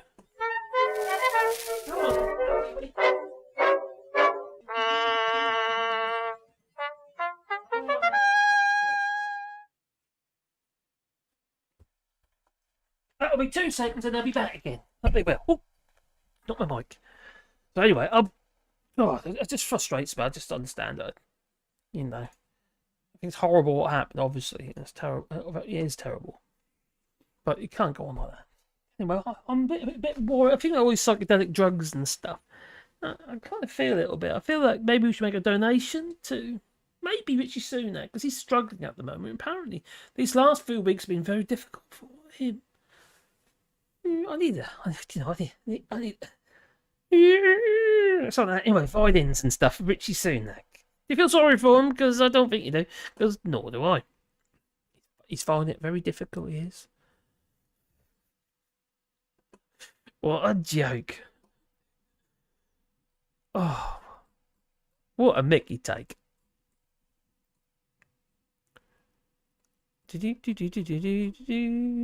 I'm trying to find it now. Not that one. Not that one. Not that one. Not that one. Do something else until I find it. Well, one. Oh, okay, this might be a reason as well. Poor old Richie Sunak. So he's finding it very difficult these last few weeks. He keeps saying how difficult everything is. He said it one, but he wants the job, and he needs to show the fight he does. Well,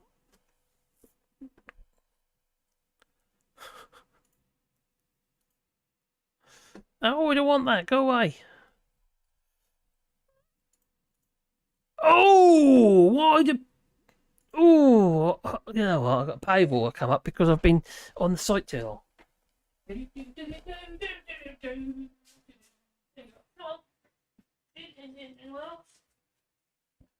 Not yet. Not yet. God, these dogs. Dogs. What are they like, eh? Well, poor Richie Sunak has had to face up to the fact that there's been an exodus. Yes, senior Tories Fair mass exodus from Parliament as dozens of MPs are set to quit. Quite a few have done so already, and triggering by-elections, etc. But there again, the Dean Doris, she's still there, even though she said from immediate effect. How many days? 20-odd days now, or was it longer? I don't know. Well, senior ministers are expecting a total clear-out of Tory MPs ahead of the next general election. As part, sources cited that the experience of Boris Johnson's premiership, the increasing stresses of the job, oh there, poor little Richie, and continuing slump in the polls as reasons for the forthcoming bumper crop of departures. No one's going to stick around to be rejected. Why would they? They know they're done for. They'll only be there hard and fast like the, They're now British fish, and they're better Probably. and happier fish for it. Very happy fish. Yeah, okay. So senior ministers are expecting a total clear-out of MPs. Oh dear, what a shame. And more than 40 Conservative MPs have already announced that they will step down next general election, and the most of the ruling party since the exodus of 100 Labour MPs ahead of the 2010 election. In the wake of expensive scandals, remember them? Oh dear. And 13 years in government. Well, the senior party source said that they were expecting lots more of the 352 Tory MPs to announce that they were leaving as the election approaches. I wonder if Lee Anderson will. Well, insiders said that the political chaos of recent years meant that they had stayed in Parliament much longer than they had intended. There are loads more to come. And there will be a total clear out. Oh, please, yeah. Said the senior party figure. Oh dear, what a shame. Okay, never mind. Welcome to the Brexit, sir. I'm sorry. Oh my god. Well, that's pretty much what screwed them. Now, there are some who expected to go before now, but held on because 2017 was a snap election and 2019 was exciting. And this is the moment that many will go. Well, there were so many promises, wasn't there? In the 2019 general election. There was the... We got an oven-ready deal, put it in the microwave. It was as oven-ready as taking out the turkey from the freezer the day before Christmas. Oh, if only Boris Johnson followed his own advice. I vote to stay in the single market. I'm in favour of the single market. I want us to be able to trade freely with our European friends and partners. Well, those who have already announced their departures include the former cabinet ministers, Sajid Javid, with his big knife in the back of Boris Johnson, and Dominic Raab, and he doesn't believe in human rights, and Matt hand on cock, Red Wall MP Dahina Davison, and Eurosceptic veteran Bill Cash. Thank God. Well, the departing Tory MPs who spoke to the Observer cited a whole range of reasons for deciding to leave Westminster. You shouldn't underestimate the extent to which being an MP has become not particularly pleasant, said one. Well, the amount of boost that is thrown at us has increased, and the conditions have become worse. Major changes in seat boundaries have persuaded many that now is the right time to step down. No, it's not. They know they're going to get them voted in anyway. Now, if your seat changes by 50%, it's a bit like starting again, said one of the 41 Tory MPs set to stand down. Now, one said colleagues had left because the Johnson administration had been too much. Enough said that it was important to decide to leave well before the election to avoid the glut of former MPs all competing for similar jobs. Oh dear, never mind. Well...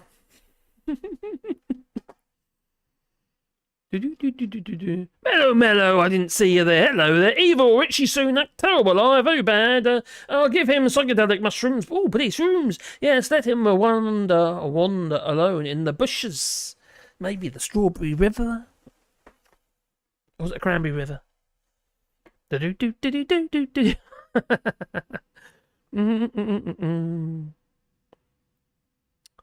Big shout out to Helen Watley. Oh my Gideon. Oh my God. I'm gormless. Yeah, God, what the hell's that all about? Oh my. Wow, what can you say? I did do a little video clip actually. Did you? Have I got it here? Oh my God, she was painful. Basically, on question time. This audience was very carefully selected, said Fiona Bruce. Yeah, Tory spud. Well, she said to the audience, or asked the audience about the Rwanda. Did they agree with it? But did they support it? And it was literally, wow, tumbleweed moment, and it was. It was funny, I would say. Oh, here it is. We're very careful how we select our audiences here, and I'm not trying to. We're very careful how we select our audiences here, and I'm not trying to overstate the importance. This is not a YouGov poll, but what I'm seeing here is that even though we have more people who voted Conservative than for any other single party here, is there anyone here who supports sending people to Rwanda? Yeah, sure, I'm sure.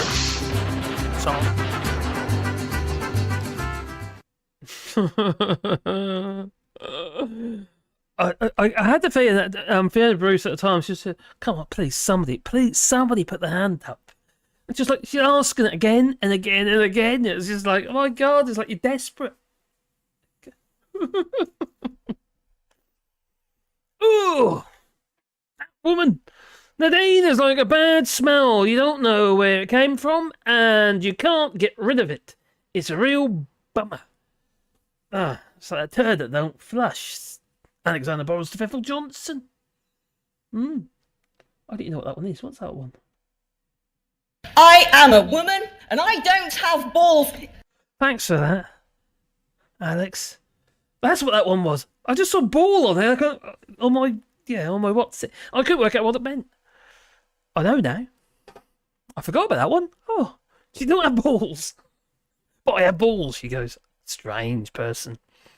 So Larry the Cat says, it's 5 watt Watley.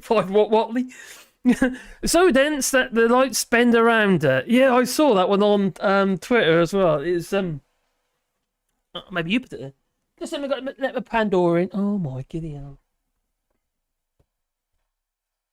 Come on, you. In and out, in and out. They can't make their mind up, you know. They really can't make their mind up. Oh. What, you want another treat? There you go. You can do it. You can do it. We sort of see your nose. Oh, a little bit of nose. You can do it. Come on, here we go. Don't worry, you can do it. Yeah, it's a good girl. Oh, dear. Alex Phillips. Cheers for that, so Larry. Amanda Mello says, Tories annoying fiddle music, very bad singers, always saying that they are leaving, and they never leave. Stalking number 10 that they are, just like Alexander Boris Pfeffel Johnson did. They got rid of him eventually. Thank goodness for that. Well, the policy was popular as a fart in a lift. Ooh, stinky. Oh, a bit like that, I suppose. Yeah, maybe. Oh, nasty. What could be even like that one? Maybe that one. Let's have a smell, all right? Ooh, oh, everyone likes their own brand, don't they? This is magic. Ooh, waft it. Oh, David Girago. Hello there, my friend. Joe visits. Oh, okay, Quell, 23. Okay, that's in Spanish. Oh my Gideon, I don't know. I can't say that. Nadine is like a bad smell. Did Truss return from Taiwan? Saw her going, but no, she did return, unfortunately. And China didn't invade 2 weeks later, just like Russia invaded Ukraine. No, thankfully. I was a bit concerned about that. She's got a habit of going places, and 2 weeks later they get invaded. It's not very helpful. I thought it was the cats who couldn't make up their minds about being in or out. No. Well, they won't go out for a wee, you see, and instead they've got a dog flap. Instead of going out the dog flap, they'll just pester and pester and pester until you, get up and let them out. Isn't that right, Dora? You're right, girl. She's actually a really good girl, that one is. She's a good, She is a lovely, lovely, lovely dog. Wally is my favourite, if I have favourite, I have to admit, but he's a pain in the neck. He really is. But he's such a character. He's such a dude. He really is a dude. So, oh, God. There was no corn. Oh, God, there we go. There you are. Well, I didn't have any corn. Oh, Austin Powers. Gotta love Austin Powers. And Little Britain. Oh, my giddy aunt. All politically incorrect, but hey-ho. Billy Kershaw says, has Ricky Sunak made it to the next level of countdown with his lectin letters? What was the latest one? That stop the boats or something, dentists or something? I don't know. There's some craziness going on there. Stop the boots. David Drago says, Marcus, I was talking about the march in London on the 23rd of September for rejoining the EU. I obviously support the march, but it's going to do diddly squat. Diddly squat. Sorry. That's good to obviously voice your opinions and stuff. But there are other ways of doing it. Just inundate your MPs. Just keep writing to the MPs and drive them up the flipping wall and encourage other people to write their MPs as well and drive them up the flipping wall. That's the only way we get even done. They don't get blooming promoted, do they? They don't get publicised. They don't end up being reported on. They just get suppressed. Like the last one. Didn't even make it to the BBC. They barely even got into the Guardian, Because apparently Brexit's done. It's a problem that we will keep returning to like a bad penny. Penny.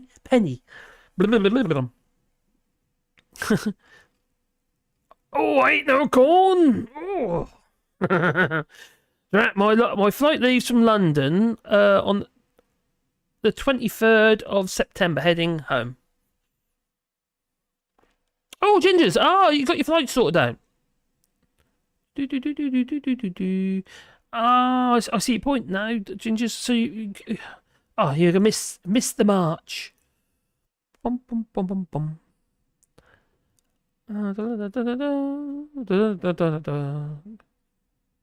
Up become. Oh, we've got a Comic Con will be long in usually in July. It's usually in July, August time in Angoulême. Now, Angoulême is the town that actually had a couple of weeks ago somebody else got shot by the police, but there was no footage. It got shot, but there was nothing to prove whether or not it was murder or anything like that. But yeah, that's just an hour away from here. Angoulême. In fact, I need to go there this week to pick up some timber. The computer said no! Little Britain. And Bitty. You got your Bitty, Ask Jake Rees-Mogg, he knows. Yeah. But that's very uplifting, apparently. I think it's rather uplifting. Oh, yeah, so we know. I just said it. Scroll down. For some reason, all I seem to be seeing on my Twitter feed is Andrew Neil, and I don't even follow him. Well, Andrew Neil has just had his show cut on Channel 4. Oh, dear karma, maybe. I don't know. Well, yeah, obviously, he's not as popular as he thinks he is. What a boring programme that is as well. Hope you're well, Lee. And the family. Hope the family's good as well, Lee. Does Reagan go live on Monday evenings? I think he does, doesn't he? Do we need a limerick? Oh, yes, most definitely. Top Smoke. Oh, we do! Top Smoke, come on! There's some poems and stuff. Oh, Ginger, you cannot postpone the flight, says David Girago. Angoulême has the most street art in France. It does. We've got street art actually just around the corner here in Saint-Laurent-sur-Gore. There's some street art. It's pretty cool, actually. It's disturbing, though, actually, because it looks like a cafe scene. And it's got the perspective that's going on. It's very convincing and distracting. And it happens to be at the end of the road with the T-junction. You feel like you can carry on going. So it's not that clever. It's a bit dangerous. And in Bellac, there's a few murals in Bellac, which are rather good. But Angoulême is, they have a Comic-Con thing where, people come from all over the place to go to it. And there's a lot of artists and stuff like that, and things to get involved with. It's great with kids. It's quite a big deal. It's amazing, really, how these relatively small towns here in France, and they end up with these massive events. Even here in Oradour-sur-Ver, there's a fete, basically, and it's a big party. It goes on at 2.5 days, a massive flipping fireworks show at the end, and it's a big deal. A lot of people come here. It's a little town, and the whole thing gets taken over by this fete, and it's huge, absolutely huge. It's I did try to do live stream there actually, but it was very difficult because it was just so noisy. I could hear anything that was going on, to be honest. France is on fire, I know, David. I've seen some images, but don't know exactly the origin of everything. Basically, what happened is a young lad a 17-year-old, got shot by the gendarmes, and basically it was murder. Yeah, it's even recorded. I don't know if it's a body cam or whatever it is, but even it was recorded, or was it somebody standing with a camera? Maybe you hear him saying that, "I'm going to shoot you in the head." Well, anyway, he was driving away and he got shot in the chest. This lad. So, obviously, you'd be a little bit scared, wouldn't you? The lad's reaction is understandable. Okay, he shouldn't have been in the car. He probably stole it. But that's not the point. You don't shoot them dead for that. That's ridiculous. It's stupid. And there is a massive problem with the gendarmerie here, but it's not all of them. My experience with the gendarmerie has been actually very pleasant, and it's been very civil. Even if I'm in the wrong, you know what I mean? It's just, whether it be getting to stop at the stop sign or something stupid like that. Oh no, I've been treated with respect, I ain't had any issues. And I'm a Brit, and some Brits can be a little bit... If you're retaliative, and if you're not civil yourself, you're going to obviously put yourself in a bit of an awkward position, aren't you? And this lad was obviously... He wasn't doing as he was told by the gendarmerie, and he ended up getting shot. But that's not an excuse. It certainly isn't. Anyway, this lad got shot, might have you, and then all the riots are kicked off, and it seems to be a bit like riot tourism in my mind, because people have been coming from far afield to come to France just to be able to riot. It's fuggery. It is fuggery, and it dismisses the actual cause of it's going to leave a really bad taste in regards to this young lad who got shot, what have you. Kind of dismisses it and it demeans it. And I think really these people are doing this really need to wake up. I don't think they're helping. Even the mothers, like I said a minute ago, even the mothers is spoken out and said, please stop. It's not what she wants her son to be remembered for. Oh, Billy Kershaw! Oh, 1400 GSX! Are you talking about my motorbike? Yes, my 1400 GSX. I had it a little while now. Oh, crikey, it's a great bike. It really is. If anyone's into motorbikes, what have you, I just love the 1400 GSX, or the GSX 1400. It's a very talky bike. It's not like a pocket rocket sort of thing. It's just a bit of a muscle bike. When you've got a fat body like mine, you need that. Poor bike. All I can do is new shocks on it. I can't afford mine. They're fairly expensive. The thing is, in France, I didn't even realise this, there's no MOTs on motorbikes in France. There's been talk of it, about bringing it in, but I actually think it's madness. Although most people who own motorbikes, they do tend to look after them, but you're going to get the odd person who doesn't. You get a wheel seize up on, bearings go or something like that as you're riding at, 60 kilometres an hour or something like that, even or more or whatever. And you're going to go over. So they should really bring it in. But I'll tell you what happened is, if they do, there'll be a massive amount of bikes all of a sudden flooding the market, and no one will be able to get rid of them. And if you can't get rid of them, you're going to have to scrap them, because otherwise you can't cancel the insurance here in France. It has to be passed on or scrapped. Yeah, so it's going to be a bit of an issue. if they do. There has been talk about it, but I don't think it'll go through. I think they'll cause huge amount of problems. The riot spread to Brussels. I know! It's even in Belgium. People riot in Belgium because of what happened there. But there you could say, well, what about George Floyd? And then we've got Me Too movements and stuff like that.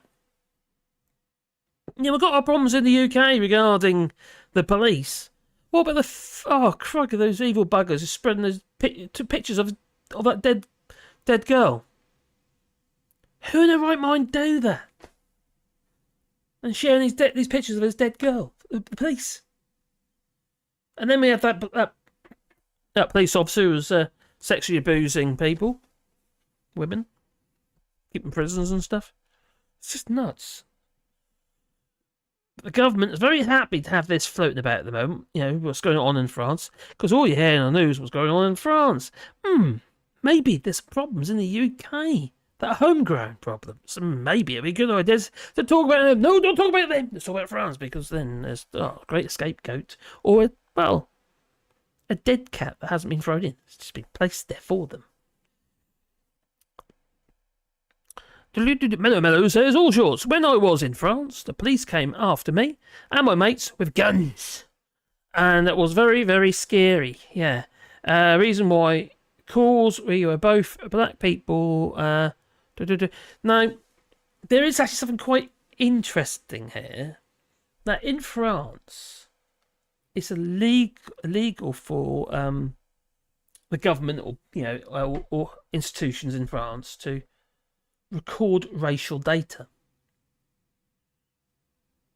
such as demographics and stuff like that. Now, some will say, okay, let's treat everyone as equals and stuff. But you know why, don't you? It's so the government can say there is no racism in France, but there is racism. And it's not always aimed at black youths or anyone, in fact, who happen to be black. It can be aimed at everybody. Now, in this area of France where I'm in, it is in the Limousin. They do tend to like Marine Le Pen. And it is very much... just tell you what, it's very much Marine Le Pen area, but it's... and of farming communities and stuff like that. But this thing that my French neighbour said about the farmers, she says they're all inbred. She said they all have sex with each other. And in some ways, there's some logic in that. I was thinking myself, because that way they can keep the land within the families. Because in France, you can't disinherit your kids and what have you. So they like to keep things, tight knit, you see. So whether that actually happens, then I don't know. Maybe it did at one time. I don't know.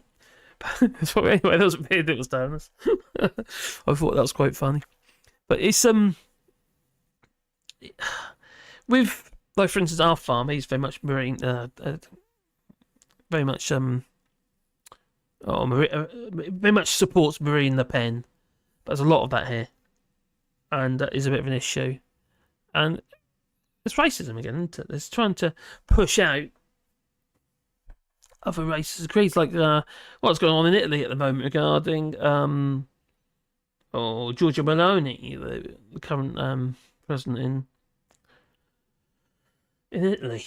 And we've got in Italy, you got her. She's now pushing through laws regarding eradicating English from all civil services in Italy. Fines up to 100,000. But not only that, she's trying to eradicate processed vegan food. Yes, it's going through Parliament at the moment in Italy. They're banning vegan food, processed vegan food. I suppose you can't really ban vegan food because it could be something that's just a leaf. It could be a lettuce. It could be a Liz Truss. Yeah, it could be. Oh. In December, I'll be in Beijing, opening up new pork markets. What was that about? Well, so the only thing she's trying to do is this bit very sad. She's also trying to push for banning gay marriage as well. It's just gone backwards. Everything's gone backwards. The marine pen kits in France, flipping now. I'd be a bit concerned. I'd be very concerned, in fact. All becomes very insular. Very insular. Nationalist. People are boo.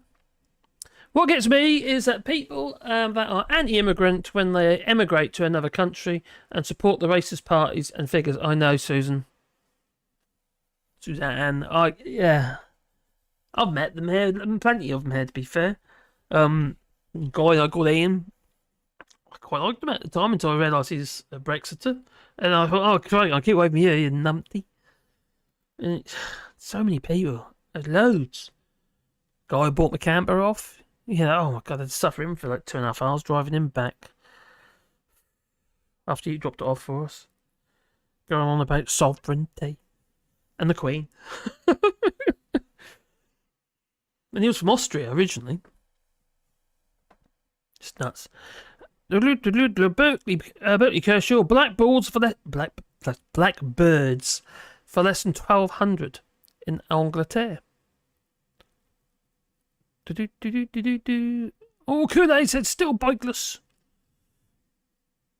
A limerick. That guy's not moving. Limerick. Oh, have we got one? Have we got a limerick? Can't see it. Do we need a limerick? Yes, we do. Have we done one? Where's Top Smoke's limerick? You done one yet? I can't see it. Where is it? Did you do one or not? I can't see it. Oh, here we are. Aha! Done it. I see it. Not done it. I see it. Well, there was a man who drank gin as soon as the day would begin. He said it was the tonic that made him moronic, and not the smell of his pin. Crikey, your mind works in weird and mysterious ways. I like it. Oh boy, brilliant. Oh, another one. I want another limerick. Give me more limericks.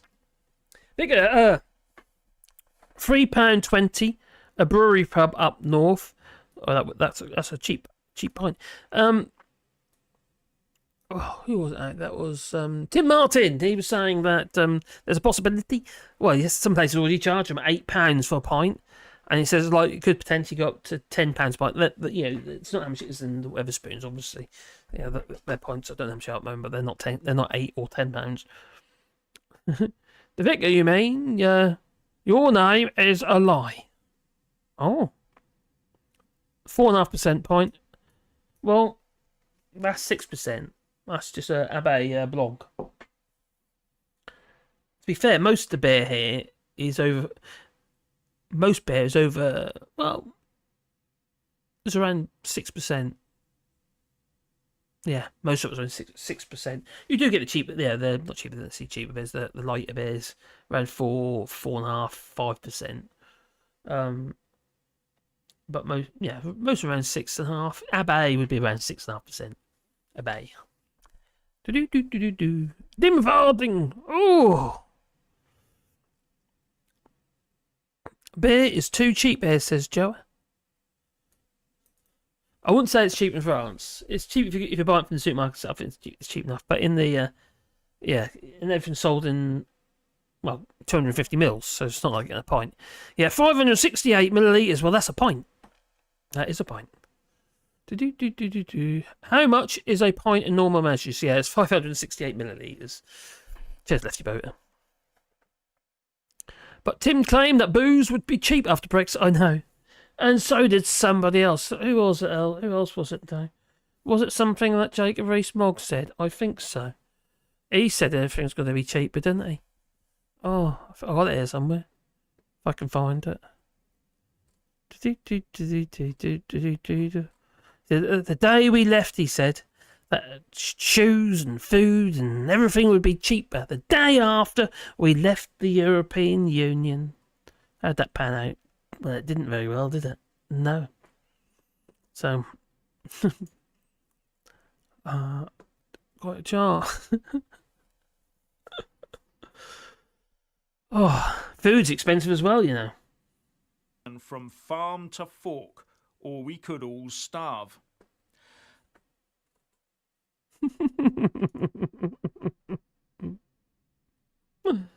Oh dear. Well, 2 hours already. 2 hours, 6 minutes. Blimey. Time does fly, you know. It flies, it does.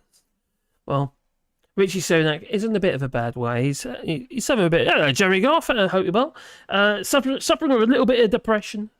It must be. You know what he needs? He needs some psychedelics, maybe. And then we've got Lee Anderson. He's been getting in a bit of trouble recently, actually. Lee Anderson. Well, he should be flipping shut down anyway. Shut him down. That's what you need to do. Shut that old evil bugger down. Oh, I'd just like to slap him. Oh, I would. Promise you. I can't even find it now. There we go. Why isn't it moving? Alright, back up again. Let's grab that. Yeah, there we go. Right. Yeah, he's been in a bit of trouble. He created a promotional film, he did. Yeah, a promotional film. So Lee Anderson faces rebuke after GB News promotional film.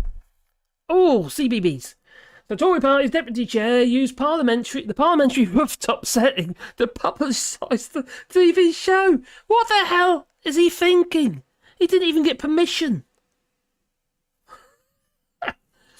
Well, the Conservative MP, Lee Anderson, 30p lead to you and I, faces a telling off for using the parliamentary rooftop to film a promotional video for his GB News TV show with unauthorised photography or filming not permitted on the parliamentary estate. The Sergeant at Arms, who is responsible for upholding order in the Commons, will contact Anderson and the Conservative Party deputy chairman over the Twitter footage. So you've done it without even the first they knew about it was when it was on Twitter. Well, using the Parliament Square and Whitehall as backdrop, the MP for Ashfield asked viewers to get in touch with their problems. Oh, I got a bit of got some crabs. What can I do about it? Well, no. For a chance to appear on his weekly show, maybe with crabs. It was recently revealed that he will be paid $100,000 a year. Oh my giddy aunt, his show is terrible. By GB News for 8 hours a week work. Well, the House of Commons spokesperson said at the promotional video, unauthorised photography or filming is not permitted on the parliamentary estate. Where it is seen or reported to be happening, the individual in question will be asked to stop and reminded of the rules. Ooh, maybe a rectal pro. Well, which breaches are observed or reported, the Sergeant at Arms will discuss with the member involved to confirm the rules. What a plonker. They think nothing applies to them. The rules don't apply to them. That's what they think. They think they're special. They just want the Brexit. That's all they wanted, and they got it. Yeah. And a country that can't sustain itself. We've got similar GDPs we did have before Brexit, but profit margins are low. There ain't no money in the pot to invest in the UK. And external investment, they're not interested. Investors abroad, unless it's about breaking up businesses in the sense of, asset stripping. Plenty of that going on. 30p Neanderthal, that's what he is. Yep. Oh.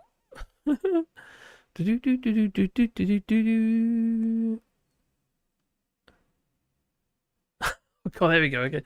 Top Smoke says, a limerick. There once was a bottle of iron brew.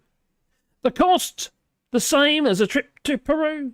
It was made of pure gold and centuries old, but tasted like water from the loo.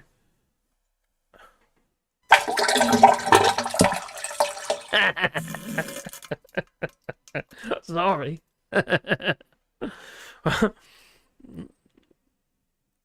There's a Neanderthal in the screen, and he looks hungry. Oh, I'm a bit of a Neanderthal, to be fair. Hello, the vicar, or something. The beans means a lot. Oh, God, the beans means lies. Neanderthal, my giddy aunt. What was his name now? Oh my goodness, I forgot his name now. My God. Oh, anyway, he was fed beans, cold beans, and it was part of the Neanderthals show on GB News. What the hell was he thinking? What was that all about? That was bizarre. He actually literally said, "Here comes the train." What the hell? They've lost their mind. I think I have as well, watching that. Can you please stop rubbing it? What? What's this Joe said? The lead creature is a case. A police case. Guys, something. I need that kind of job. 8 hours a week for 100k. I know, that's nuts, isn't it? That's a lot of money. To be fair, I think he's doing a bit more than 8 hours. He's obviously done... He's trying a little too hard and failing as a result. Yeah. He's doing more than 8 hours work. Actual work. So to prep for his show and stuff like that, I imagine. And also the little bit of video clips he's been putting together to make the show. I think it's more than 8 hours work. But it is just horrendous. I mean, it's just painful to watch. It's so painful it's actually funny. Because it's painful to watch. Well, wrong mouse. I keep doing that. I keep picking the wrong mouse up. I've got them on 2 systems at the minute. Nuts. I'm losing my mind. Well, the only thing I want to talk about was that's probably the last thing because it's running around 2.25 hours. Was about Barcelona. No, I've been to Barcelona a few times. Got mugged once. I quite like it there, to be honest. Well, apparently Barcelona is reaching saturation point, and hopefully this paywall gives in. So the saturation point, as the British tourists, let's move this up, shall we? Tell you what, let's move it up to there. That might make more sense. There you go. Yeah, saturation point. Now, I do remember a while back there was a lot of protests going on in Barcelona regarding these big old cruise ships coming into the area and what have you, and the locals keep protesting because immigration was pushing up the price of houses. They're pretty much the same things happened here in France as well, in these sort of areas. But on the other hand, it's also influx of Brits and Dutch, etc. in these areas, even the Russians actually. They've spent a lot of money here, and they've been renovating properties and, this whole house I live in, it was a wreck, complete and utter wreck. Still needs a lot of work doing, but I'll get to it. But the situation is for many people who live there. Now, we've got she's dead now. Actually, she died about 2 years ago. But she was over 100 years old. She was, and when she was asked about the English, because the hamlet up here has got quite a few English in it, and although we don't know any of them, they are there. And what she said was that if it wasn't for the English here, this place would be dead, and she'd be all alone. So she was thankful, and quite often they put on community gatherings and what have you. We've been to a couple of them. When was that? I think it wasn't the last few years because of the COVID and stuff. But yeah, it's communal gatherings, which is rather nice little events, really. And she said she was very pleased to people. She could see the positive side of immigration. I also, when I was having an operation, it's a procedure. Camera up the bum. Anyway, I was in a double room with this French geezer, and he happened to have a franchise for one of the supermarkets. I think it was in the Marché in Chabanais. And I asked the same question. I always ask that question because I'm curious to see what people think. And he says, "No, we're pleased to have the English here because if it wasn't English for a start, my business would probably collapse, and also the kids would leave home. Obviously, not just English, but other nationalities as well, moving to places like this, spending money here, renovating properties and that sort of stuff. It brings money in and gives locals jobs. And a lot of these kids haven't haven't necessarily left home in the search of work because they found work here. And, it's quite a common story. As long as you're respectful to everybody, I shouldn't really be a problem, should it? Nationalism and stuff is a bit of an issue. So, Barcelona Council has restricted hotel building in the city centre to combat overcrowding. Now, Barcelona is it's quite an interesting town. It really is, or city. Is Barcelona a city or is it a town? That's what they call it, a city or a town? It's not a town, is it? It's a city, you know. It's too big to be a town. So the hotel accommodation for British tourists in Catalonia has reached saturation point, according to a report from a respected Spanish research institute. Now, after a long recovery following the pandemic, one of Spain's richest regions, Catalonia, has reached the same as a high number of visitors as in 2019. Well, it's a report by the BBVA research noted. But it warned that after Barcelona Council restricted hotel building in the city centre to combat overcrowding, accommodation for tourists will be limited. This also affects Airbnb. Just say, I'm just got to give some doggy treats out.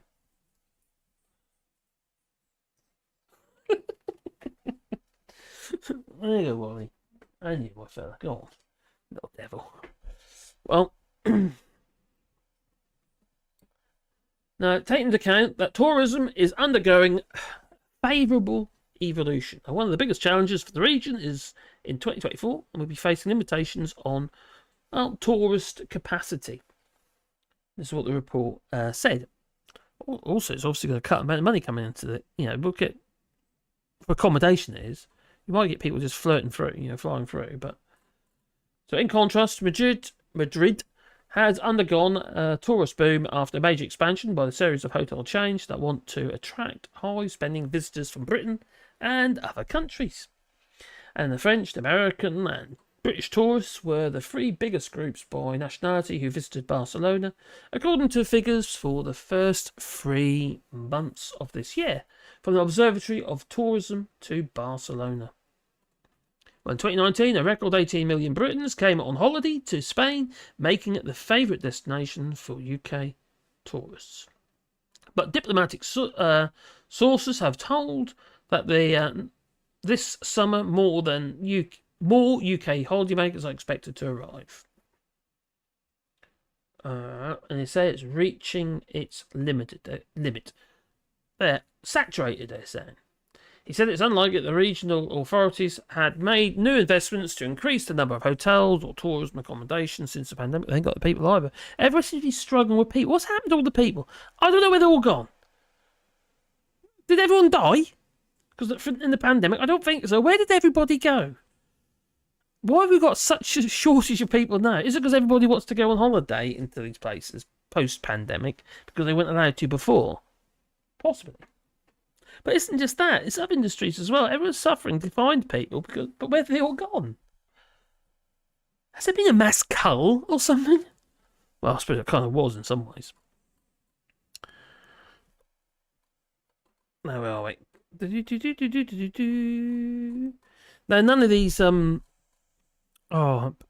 even, like, so say, Airbnb, hotels, what have you, they're all being restricted and no new licenses have been offered for accommodation. And even I think here, like for instance in France, you've got an Airbnb, you have to go to your mairie, you've got to fill in the forms and stuff like that. And you get I'll sign it off and say everything's tickety-boo. But in Catalonia, they're saying, like for instance in Barcelona, that ain't going to happen. So there'll be no. What are we doing? Press the wrong buttons. So there'll be currently no new venues for tourism. So they want to curb it somewhat. They're saying they can't actually. They just haven't got enough capacity for it. Whether it be the trains, whether it be the airports, transport, food, sanitation. It's just got to a point where it's overcrowded. And I suppose then it kind of damages the tourist industry in those areas because it's too flippin' saturated and it's too congested, I suppose. Especially in Barcelona, that's a really busy place. And you're lucky if you don't get mugged.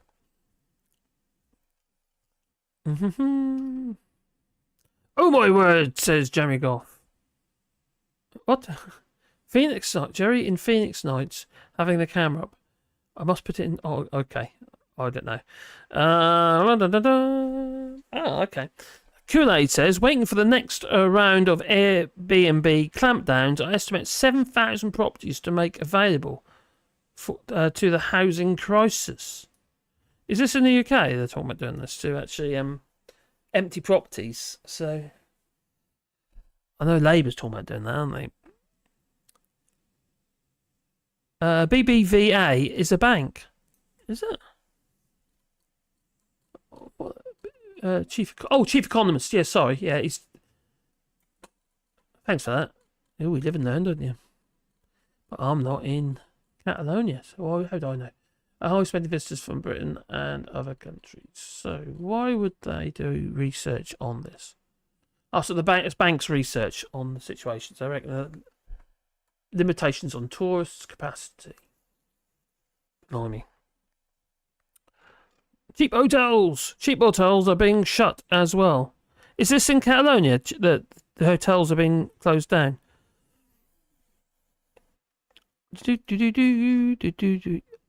Netherlands.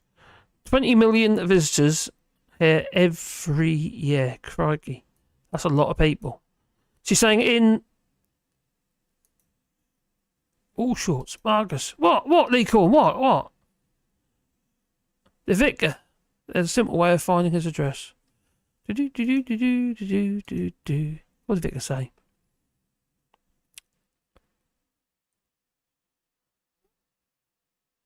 What?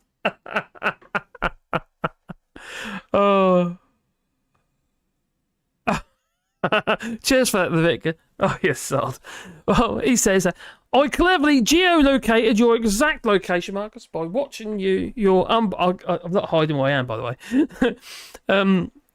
Location, Marcus, by watching your unboxing video last year, showing your address on the box's label. I'm not bothered by that at all, and I shall now inform Sir Farage so he can come around and annoy you. No, you can keep him. I don't want him. Actually, if he does come around and annoy me, you might find he'll disappear. Yeah. Out comes the digger. Oh. Hydrochloric acid. Get in the supermarket, son. It's a bit weak. I didn't need 3 extra bottles or so. So many things you can do. Oh, crikey. Oh, feed to the pigs. Was it the rectum of the year contest? What?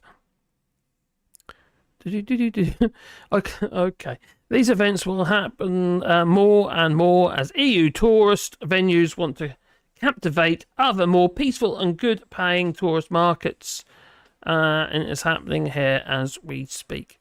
We're finding a lot of places in the EU, member states, what have you, they're trying to discourage Brits from visiting. Literally actively doing advertising campaigns to de-promote these areas. Whether it's they're trying to encourage other nationalities. Spain, for instance, has got a huge problem. Too many of us Brits visit Spain, and not always pleasant either. You know, it's not everybody, obviously. But your kids who just want to come over and just get, roused and what have you, and just run with their glow sticks and ripping all the clothes off and stuff. I ain't got a problem with that. Ripping all the clothes off and what have you. It's not very helpful, is it? Oh, I'll share with you some very important news. Okay. There's also in Catalonia. It's not just, it's not just about suppression, it's also about expression or exposing. Oh dear. I don't know if you heard this, but all the swimming pools have been written to by the authorities in Catalonia. And they have been told they must not discriminate. No. Everybody, men and women, must be allowed to go topless. Or you could get a €500,000 fine. 500,000. Oh, shiver my timbers. For not allowing women to expose themselves. If they want to go topless in the swimming pool and let them all float about and stuff, You know, maybe they can paddle with them. I don't know. Like little flippers. Sure, some women could, but I don't know. But yeah. Anne Widdecombe. Oh my giddy aunt. What should you do with those? Can you imagine it? Now that shouldn't be allowed. No. Oh my giddy aunt. Yeah. That with the Speedos as well. Okay, women don't wear Speedos, do they? No. Yeah, but that's true. If you don't believe me, check it out. £500 fine if you do not allow, or if you discriminate against topless swimming. Yeah.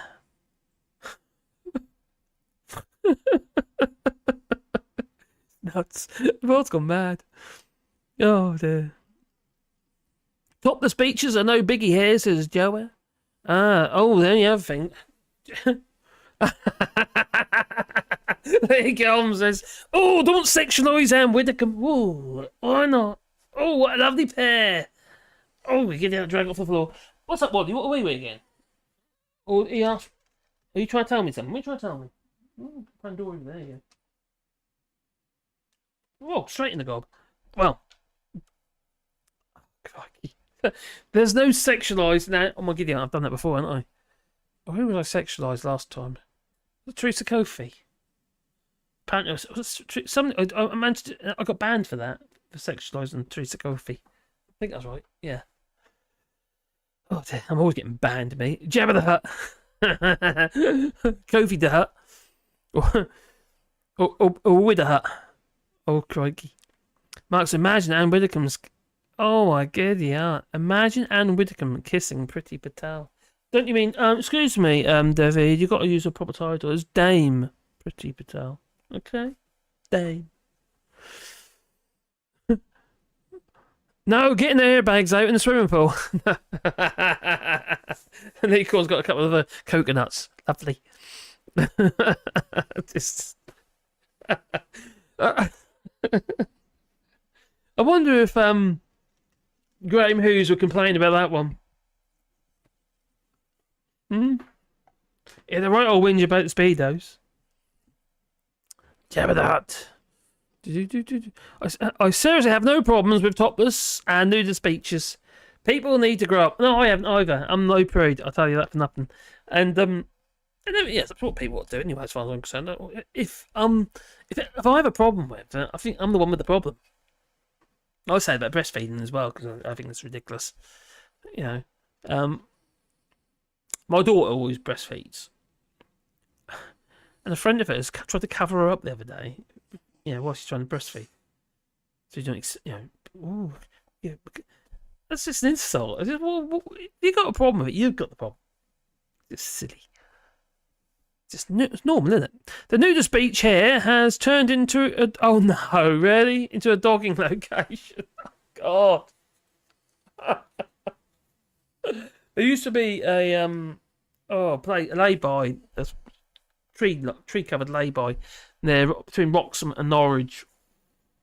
Oh, well, there where I used to live. And I made the mistake once of putting it in there because my fuel was getting low, so I wanted to put a can of fuel in the bag. And it was kind of a bit bizarre. There's a lot of steamy cars and what have you, and people wandering about. Well, I was going, oh, yeah, it's a bit bizarre. And I didn't realise until I'd left what was going on, because I didn't know about dogging at the time. I didn't even know what it was. Until I spoke to a chap I know, Robin Watson. And it was a dogging site. I thought, what? What's that? Yeah. I lead a sheltered life, that me. I mentioned the Speedos once, but I think I got away with it. Oh. We've got quite a few nudist beaches here. There's one, Plage de Sargent in Ile de Ré. Safe with Ile de Ré. Breastfeeding is another one I can't understand. I am thankful for my parents.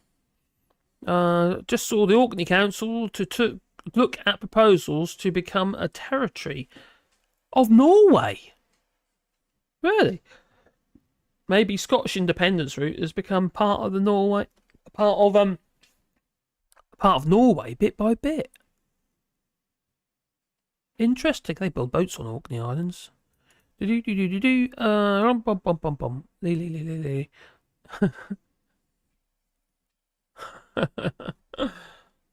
Yeah, what's wrong with the world? Sometimes it's great to be all naked at the beach, and it's good for the body, skin, and helps plenty of medical conditions.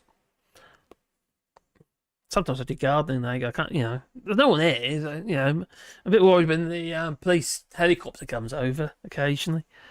I think it was the police helicopter when or was it the Mary's helicopter, or a helicopter when they're trying to see whether or not people got swimming pools so they can tax them. No speedos for me. Give me freedom. Commando. Oh, scary. Oh, got a limerick. There was once a woman named Anne who wore only trunks to the sand. She swam with the crabs and avoided the jabs of people who didn't understand. You're a bit of a cad, aren't you? Do you sit there, dude, that's scribbling down constantly? Oh, I'll do it. Oh, that's quite cool. Yeah, crikey. I could never do that. Barcelona is horrible. I like Barcelona. I actually like some of the modern areas. The big buildings like Gas Life or whatever it's called. The one that looks like it's covered in fur. Bizarre. But the old town Barcelona is lovely. And then you got Girona as well. It's like a mini Barcelona. And it's especially the old part of that is rather lovely as well. I stayed there as well. This is mad. 3.5 minutes difference between the phone and laptop stream, but comments still in real time in both. Sorry, I can't do a lot about that. I am looking actually at I'm humming and hawing whether or not I could Oh, have you texted me? Have you? Oh, where have you texted me? I haven't got a text. You texted me or emailed me? You text me? What have you texted me? Or is it on Twitter? Oh, you don't do Twitter now, do you? Twitter's falling to bits anyway, isn't it? It's, it's destroying it.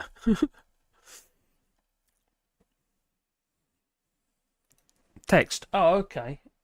Is it my old phone? Because I haven't got one come through yet. Have I got service? Yes, I've got service. I'll have a look, see whether. Nothing has come through. Let's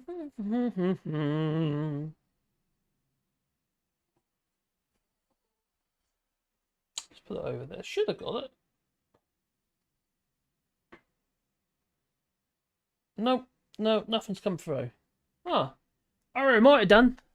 I haven't changed with them. I had two phones. You might have had my old phone number, which we now got rid of. So I can send it over. I'll send it over to you, buddy. No,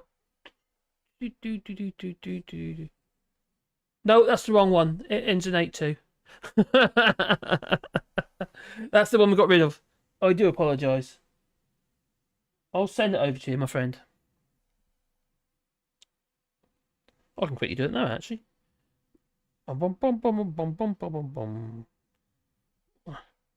Okay, I'll send it by email. Might be the easiest way. Bear with us, peoples. I'm just gonna, Lee Corner sent me something. I don't know what, but compose. I'm composing.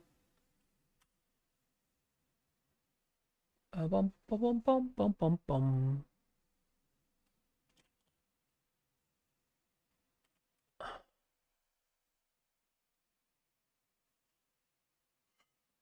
Have I got you on there?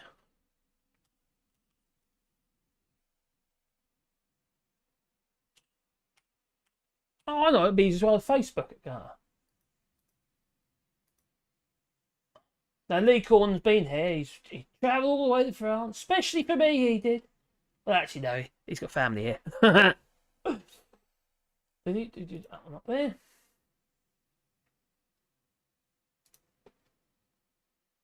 Look with Lee. There we go.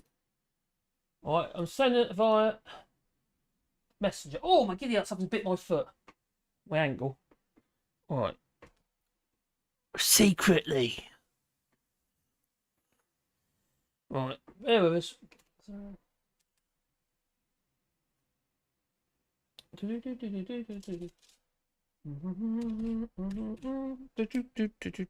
can never remember it off the top of my head. So, that's me. Things I don't generally use the phone. Other than it's kind of like, you know, it's just there for me to just do that with my finger, really, you know. I don't call anyone.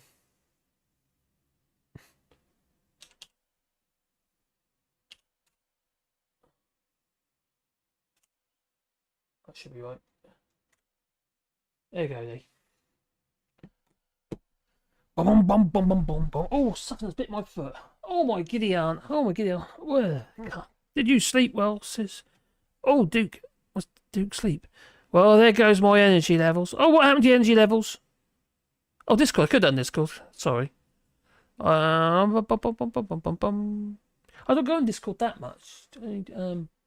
I feel like I'm so busy all the time. I have to kind of like manage my time a little bit. Otherwise, I just won't get anything done. Well, I've sent it to Messenger. Did you get it?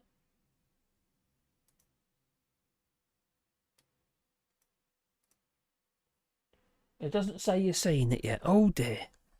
Well, what's happening here? What is happening here? AMSR. What's that? I don't know what that is. Take care, Alistair. Thanks for being there, buddy. Hope you're well. Over. Vicar. What's happened? This is all your fault, Lee. What's Lee's fault? What's happening?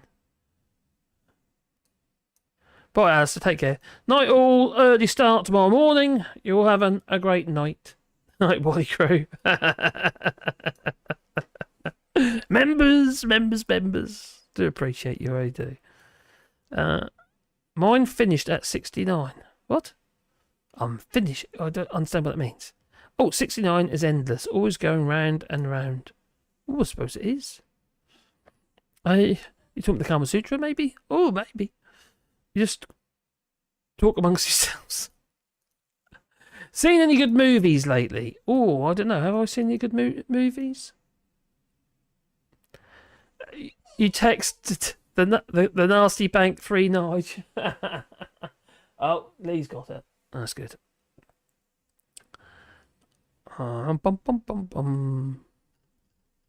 You got my phone number now. So I posted a comic on Discord and specifically named you, Marcus, because it's about men who wear hats. Oh my goodness! Now I'm gonna have to have a look. Now you said that. Is it something derogatory about the fact that I wear a hat? Possibly. If I don't wear a hat, people say, "Oh my goodness! I can't believe I've seen your head without a hat." Oh dear! Oh God! Can't unsee that. They say can't unsee it. No banking, please. No banking talk. I'll cry. Oh, quite the banks are buggered. Well, people who've got bank accounts are buggered. Not good. Take care, Oakbridge. Be good. Well, I'll be signing off in a minute as well. You got it. Cool. Oh, have I got it?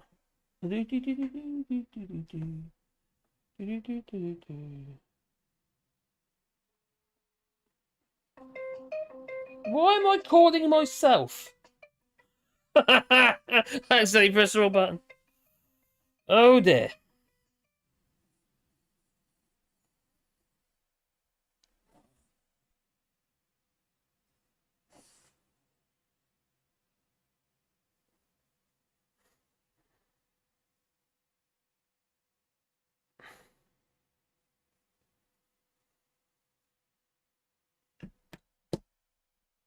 I think also, I'm thinking about it. Snowflake show starts this week as well on a Wednesday, doesn't it? I think that's possibly starting again this week.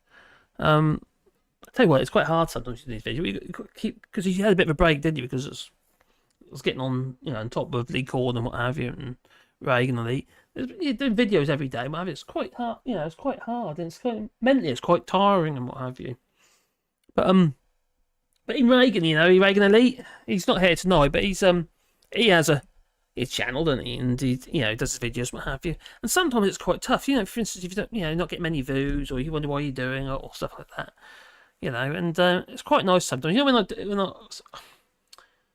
Been times when I've heart on the sleeve kind of video, just sort of tell you how I'm feeling about the channel and stuff like that. I think, do you know what's really inspiring is when you get a bit of feedback and you kind of realise that it's not just about you and your channel and stuff like that. It's about how what you do affects other people, whether you agree with that person or not. And it's kind of when you get that banter and that feedback, it's actually really quite pleasant. So, and it gives you it's really good for the head. It gives you sort of mental stability in that. It's I mentioned about how somebody commented, and somebody commented on my video, and I thought, wow, it's really got me thinking. I got quite emotional about it, to be honest. And I've told you this before, but it's how your videos, even though somebody might not like your videos, other people do, and you don't realise how it affects their lives in the sense that this one chap is in his bed. Hasn't been out of his bed for like 2 years. Hasn't been downstairs for 2 years. He might be down his bed. He's obviously got a toilet, but you know what I mean. But he hasn't actually ventured out. And you don't realise how what you do can actually affect other people, and then it feels important. But that door swings both ways. Sometimes you feel that you kind of like there's no one there. You're kind of in a bit of a bubble, and there's no one watching. And it's depressing. It can be really, really depressing. But when you get these people, they leave these messages and what have you, and the positive messages like that, it really gives you a boost. And I think Reagan is finding it a little bit difficult at the moment as well, because it's quite hard, especially with a young channel, to give it that push and that drive. So if you do pop over to see Reagan's any of Reagan Elite's videos, and that, it'd be quite nice if someone leave him a bit of a positive message.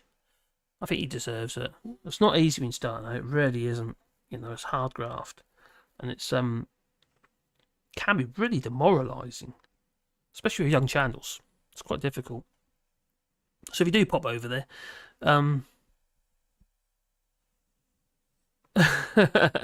yeah, it's just nice to be able to give him a bit of a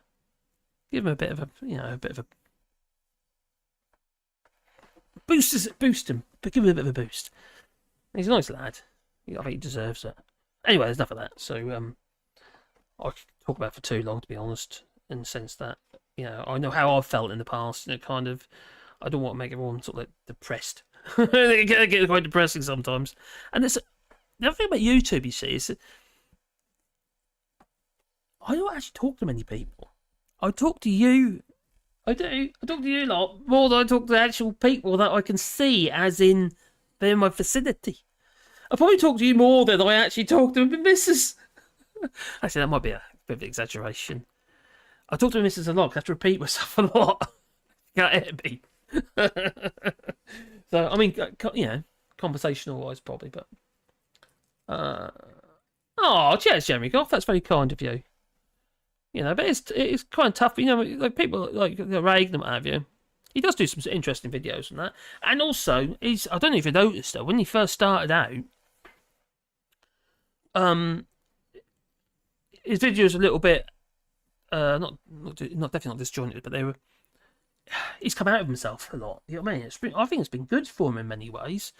And it's like I mentioned about Mrs. Caroline and what have you. She's been joining me in my walk videos in the mornings, and she's getting more confidence. And that's what it is. When I first started doing these videos, I was so kind of nervous about it, but you just got to press record. You just got to do it. And it's like number 3. I don't know if he might have gone there actually, but number 3, who's also got a channel. He's just started out, and he's starting to find his feet a little bit now. He's been doing some regular videos, but he's only been going for about a week. It takes time, and it's tough. It really is tough, because it's not just the fact you've got to learn the skills and stuff like that regarding the tech, what microphones to use, how to use them, and whether or not you need wind muffs and this, that, and the other. That stuff doesn't really matter. But actually, having the ability to be able to express yourself in many ways is not easy. And when you first start, you don't always come over very well, you know what I mean? And you're conscious of it, and it makes you more nervous, and you think, oh, I don't know if I can do the next video. Or you don't get anyone watch, or you get some really negative comments. And I've had plenty, believe me, I've had so many negative comments. And I've got to the point now where people come back and even just nasty comments all the time, and I just hide them now because I don't want to have to deal with them. So I just let them rattle around in their own little, fish tank. Yeah. I know you're there, Wally. Oh, what's he like? Do you want to come up and say hello? Do you want to come up and say hello? Come up. No? Oh yeah. Come here. I'm sure people can see you. Oh, here he is. The little bugger. This little one here, he is a nightmare in many ways, but he's also one hell of a character. And we talk about people getting depressed, or talk about these psychedelics earlier regarding magic mushrooms and stuff, and people find it difficult. But you know what? Who need drugs when you got a Wally? Look at this stuff. Oh, what's that? I could see you, Dora. I know you're down there, baby girl. Good girl. Yeah, so, when you've got little boys like this, you don't need... Thank you. He might be a nuisance, but he's special, aren't you? He's 13 now as well. He's getting on a bit. So. And we've had... Yeah, I know. Yeah, okay, my fingers taste of dog treats now, I know. So he's, yeah, he kind of, sometimes you need something like that, just to... That little boost, something to make you feel good, and for me, it's him. Caroline's alright, I suppose, But yeah, he's a fun little fella. Oh, we've got a limerick. Mr. Smoke had some troubles with his mind. He felt anxious, depressed, and unkind, but Marcus was there to show him some care and help him relax and unwind. Look how you're good at that. You already are. Yeah, my little boy. But yeah, he's especially when you're starting out and what have you, it's not easy, is it? It's not easy to keep things together. And I know, Wally, you've got a lovely tongue. Yes, keep things together and keep things kind of in check in your head and keep yourself organised. And I am so disorganised. You might have noticed. At the moment I'm just waffling at the moment, aren't I? But I find it really hard. I could do with somebody actually beside me. If I get the missus, she could probably organise me and keep me on check. Like, for instance, if we have, a run-off show, and then she could, she would do it. She'd be good at it as well. Caroline is very organised, and I am, we're growing grey together, we are. What do you reckon, Wally? We're growing grey together? Huh? Yeah. Okay. I'm going to do another one. Okay, there you go. His face. Look at his face.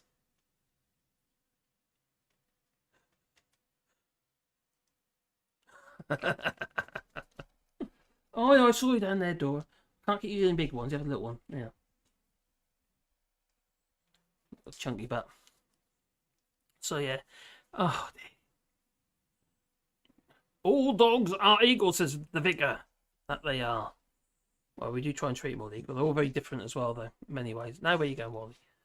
The vicar says, most of them tip because I chat away happily, so I don't need to rip them off. Oh, what's Ginger say? Do you stop and tell them and get out and maybe take them... Well, what have I missed here? I've missed something here. Oh, taxi driver. Okay, vicar says, the vicar. Bloody hell, I'm a taxi driver and I talk up to 10,000 people a year, crikey. But that's painful sometimes, isn't it? In my car. And sometimes it's sharp. And Doc Davies said that. Doc Davies says, I talk to the birds. I do as well, actually. I talk to Wally. I'm always talking to Wally. We have conversations, don't we, boy? We've got... Oh, I know. We have conversations, and you're just looking at the treats, the tub of treats, aren't you? Oh, with my mouth. Ooh, so what Wally tongue in my mouth? No. Oh, there we go.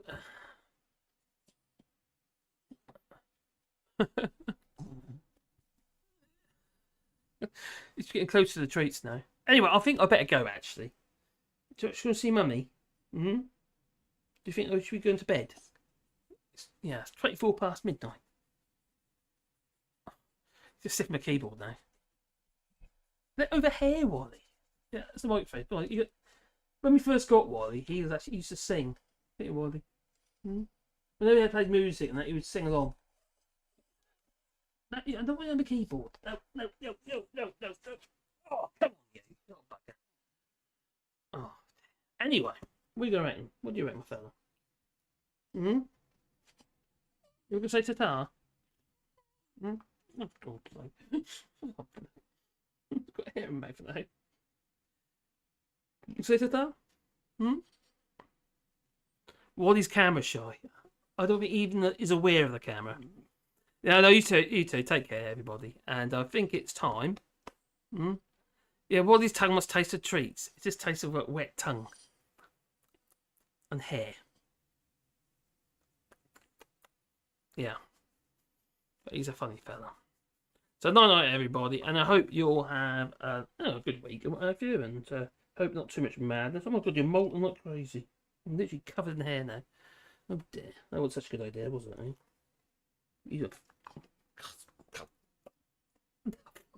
I think it's time to go, isn't it? Go on. You can say ta-ta. Ta-ta! Oh, what can I do? What can we do? Put a glass screen in front of the camera and spread some peanut butter on it. And Wally can lick us goodbye. What do you reckon, Wally? Oh, down you go with that. It'll wiggle up. Oh my giddy aunt. You saw that hair? Fur. Who's that there? Door. One last treat and then that's it. What door? And a Wally. There you go. Oh, blimey. These children. Oh,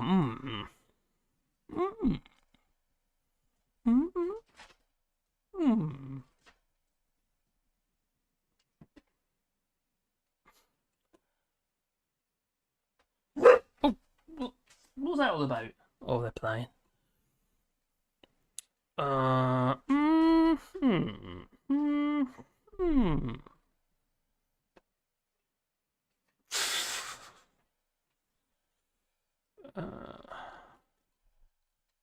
Oh, not in the bloke shot. No, don't do it. Oh, I mentioned him earlier, didn't I? But it's very... I think it's rather uplifting. Ta-ta! I want your food, clothing and footwear the day we leave the European Union. Oh!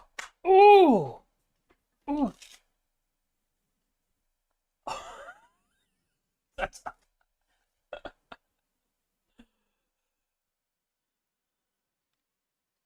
On all the bread or not? Yeah. Yeah? Okay, then we take them all. I'm sorry. Yeah.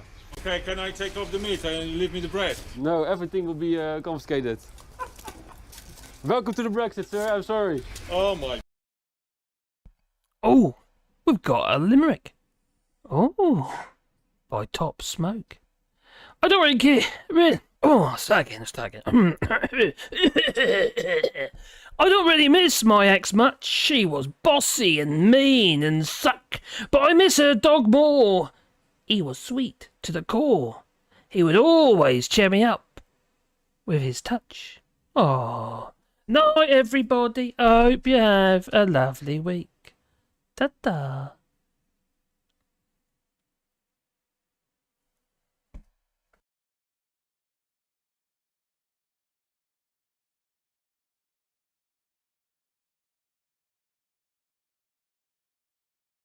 But the about to deliver include the Brexit Freedoms Bill. The Brexit Freedoms Bill is a fantastic piece of legislation, defining constitutional piece of legislation that will remove the dead hand of EU laws from our statute book finally. There are over 2,400 EU laws that will be amended or repealed. It's not my freedom of expression to protest violently. No, you can't just start a riot or glue yourself to the roads and get away with it.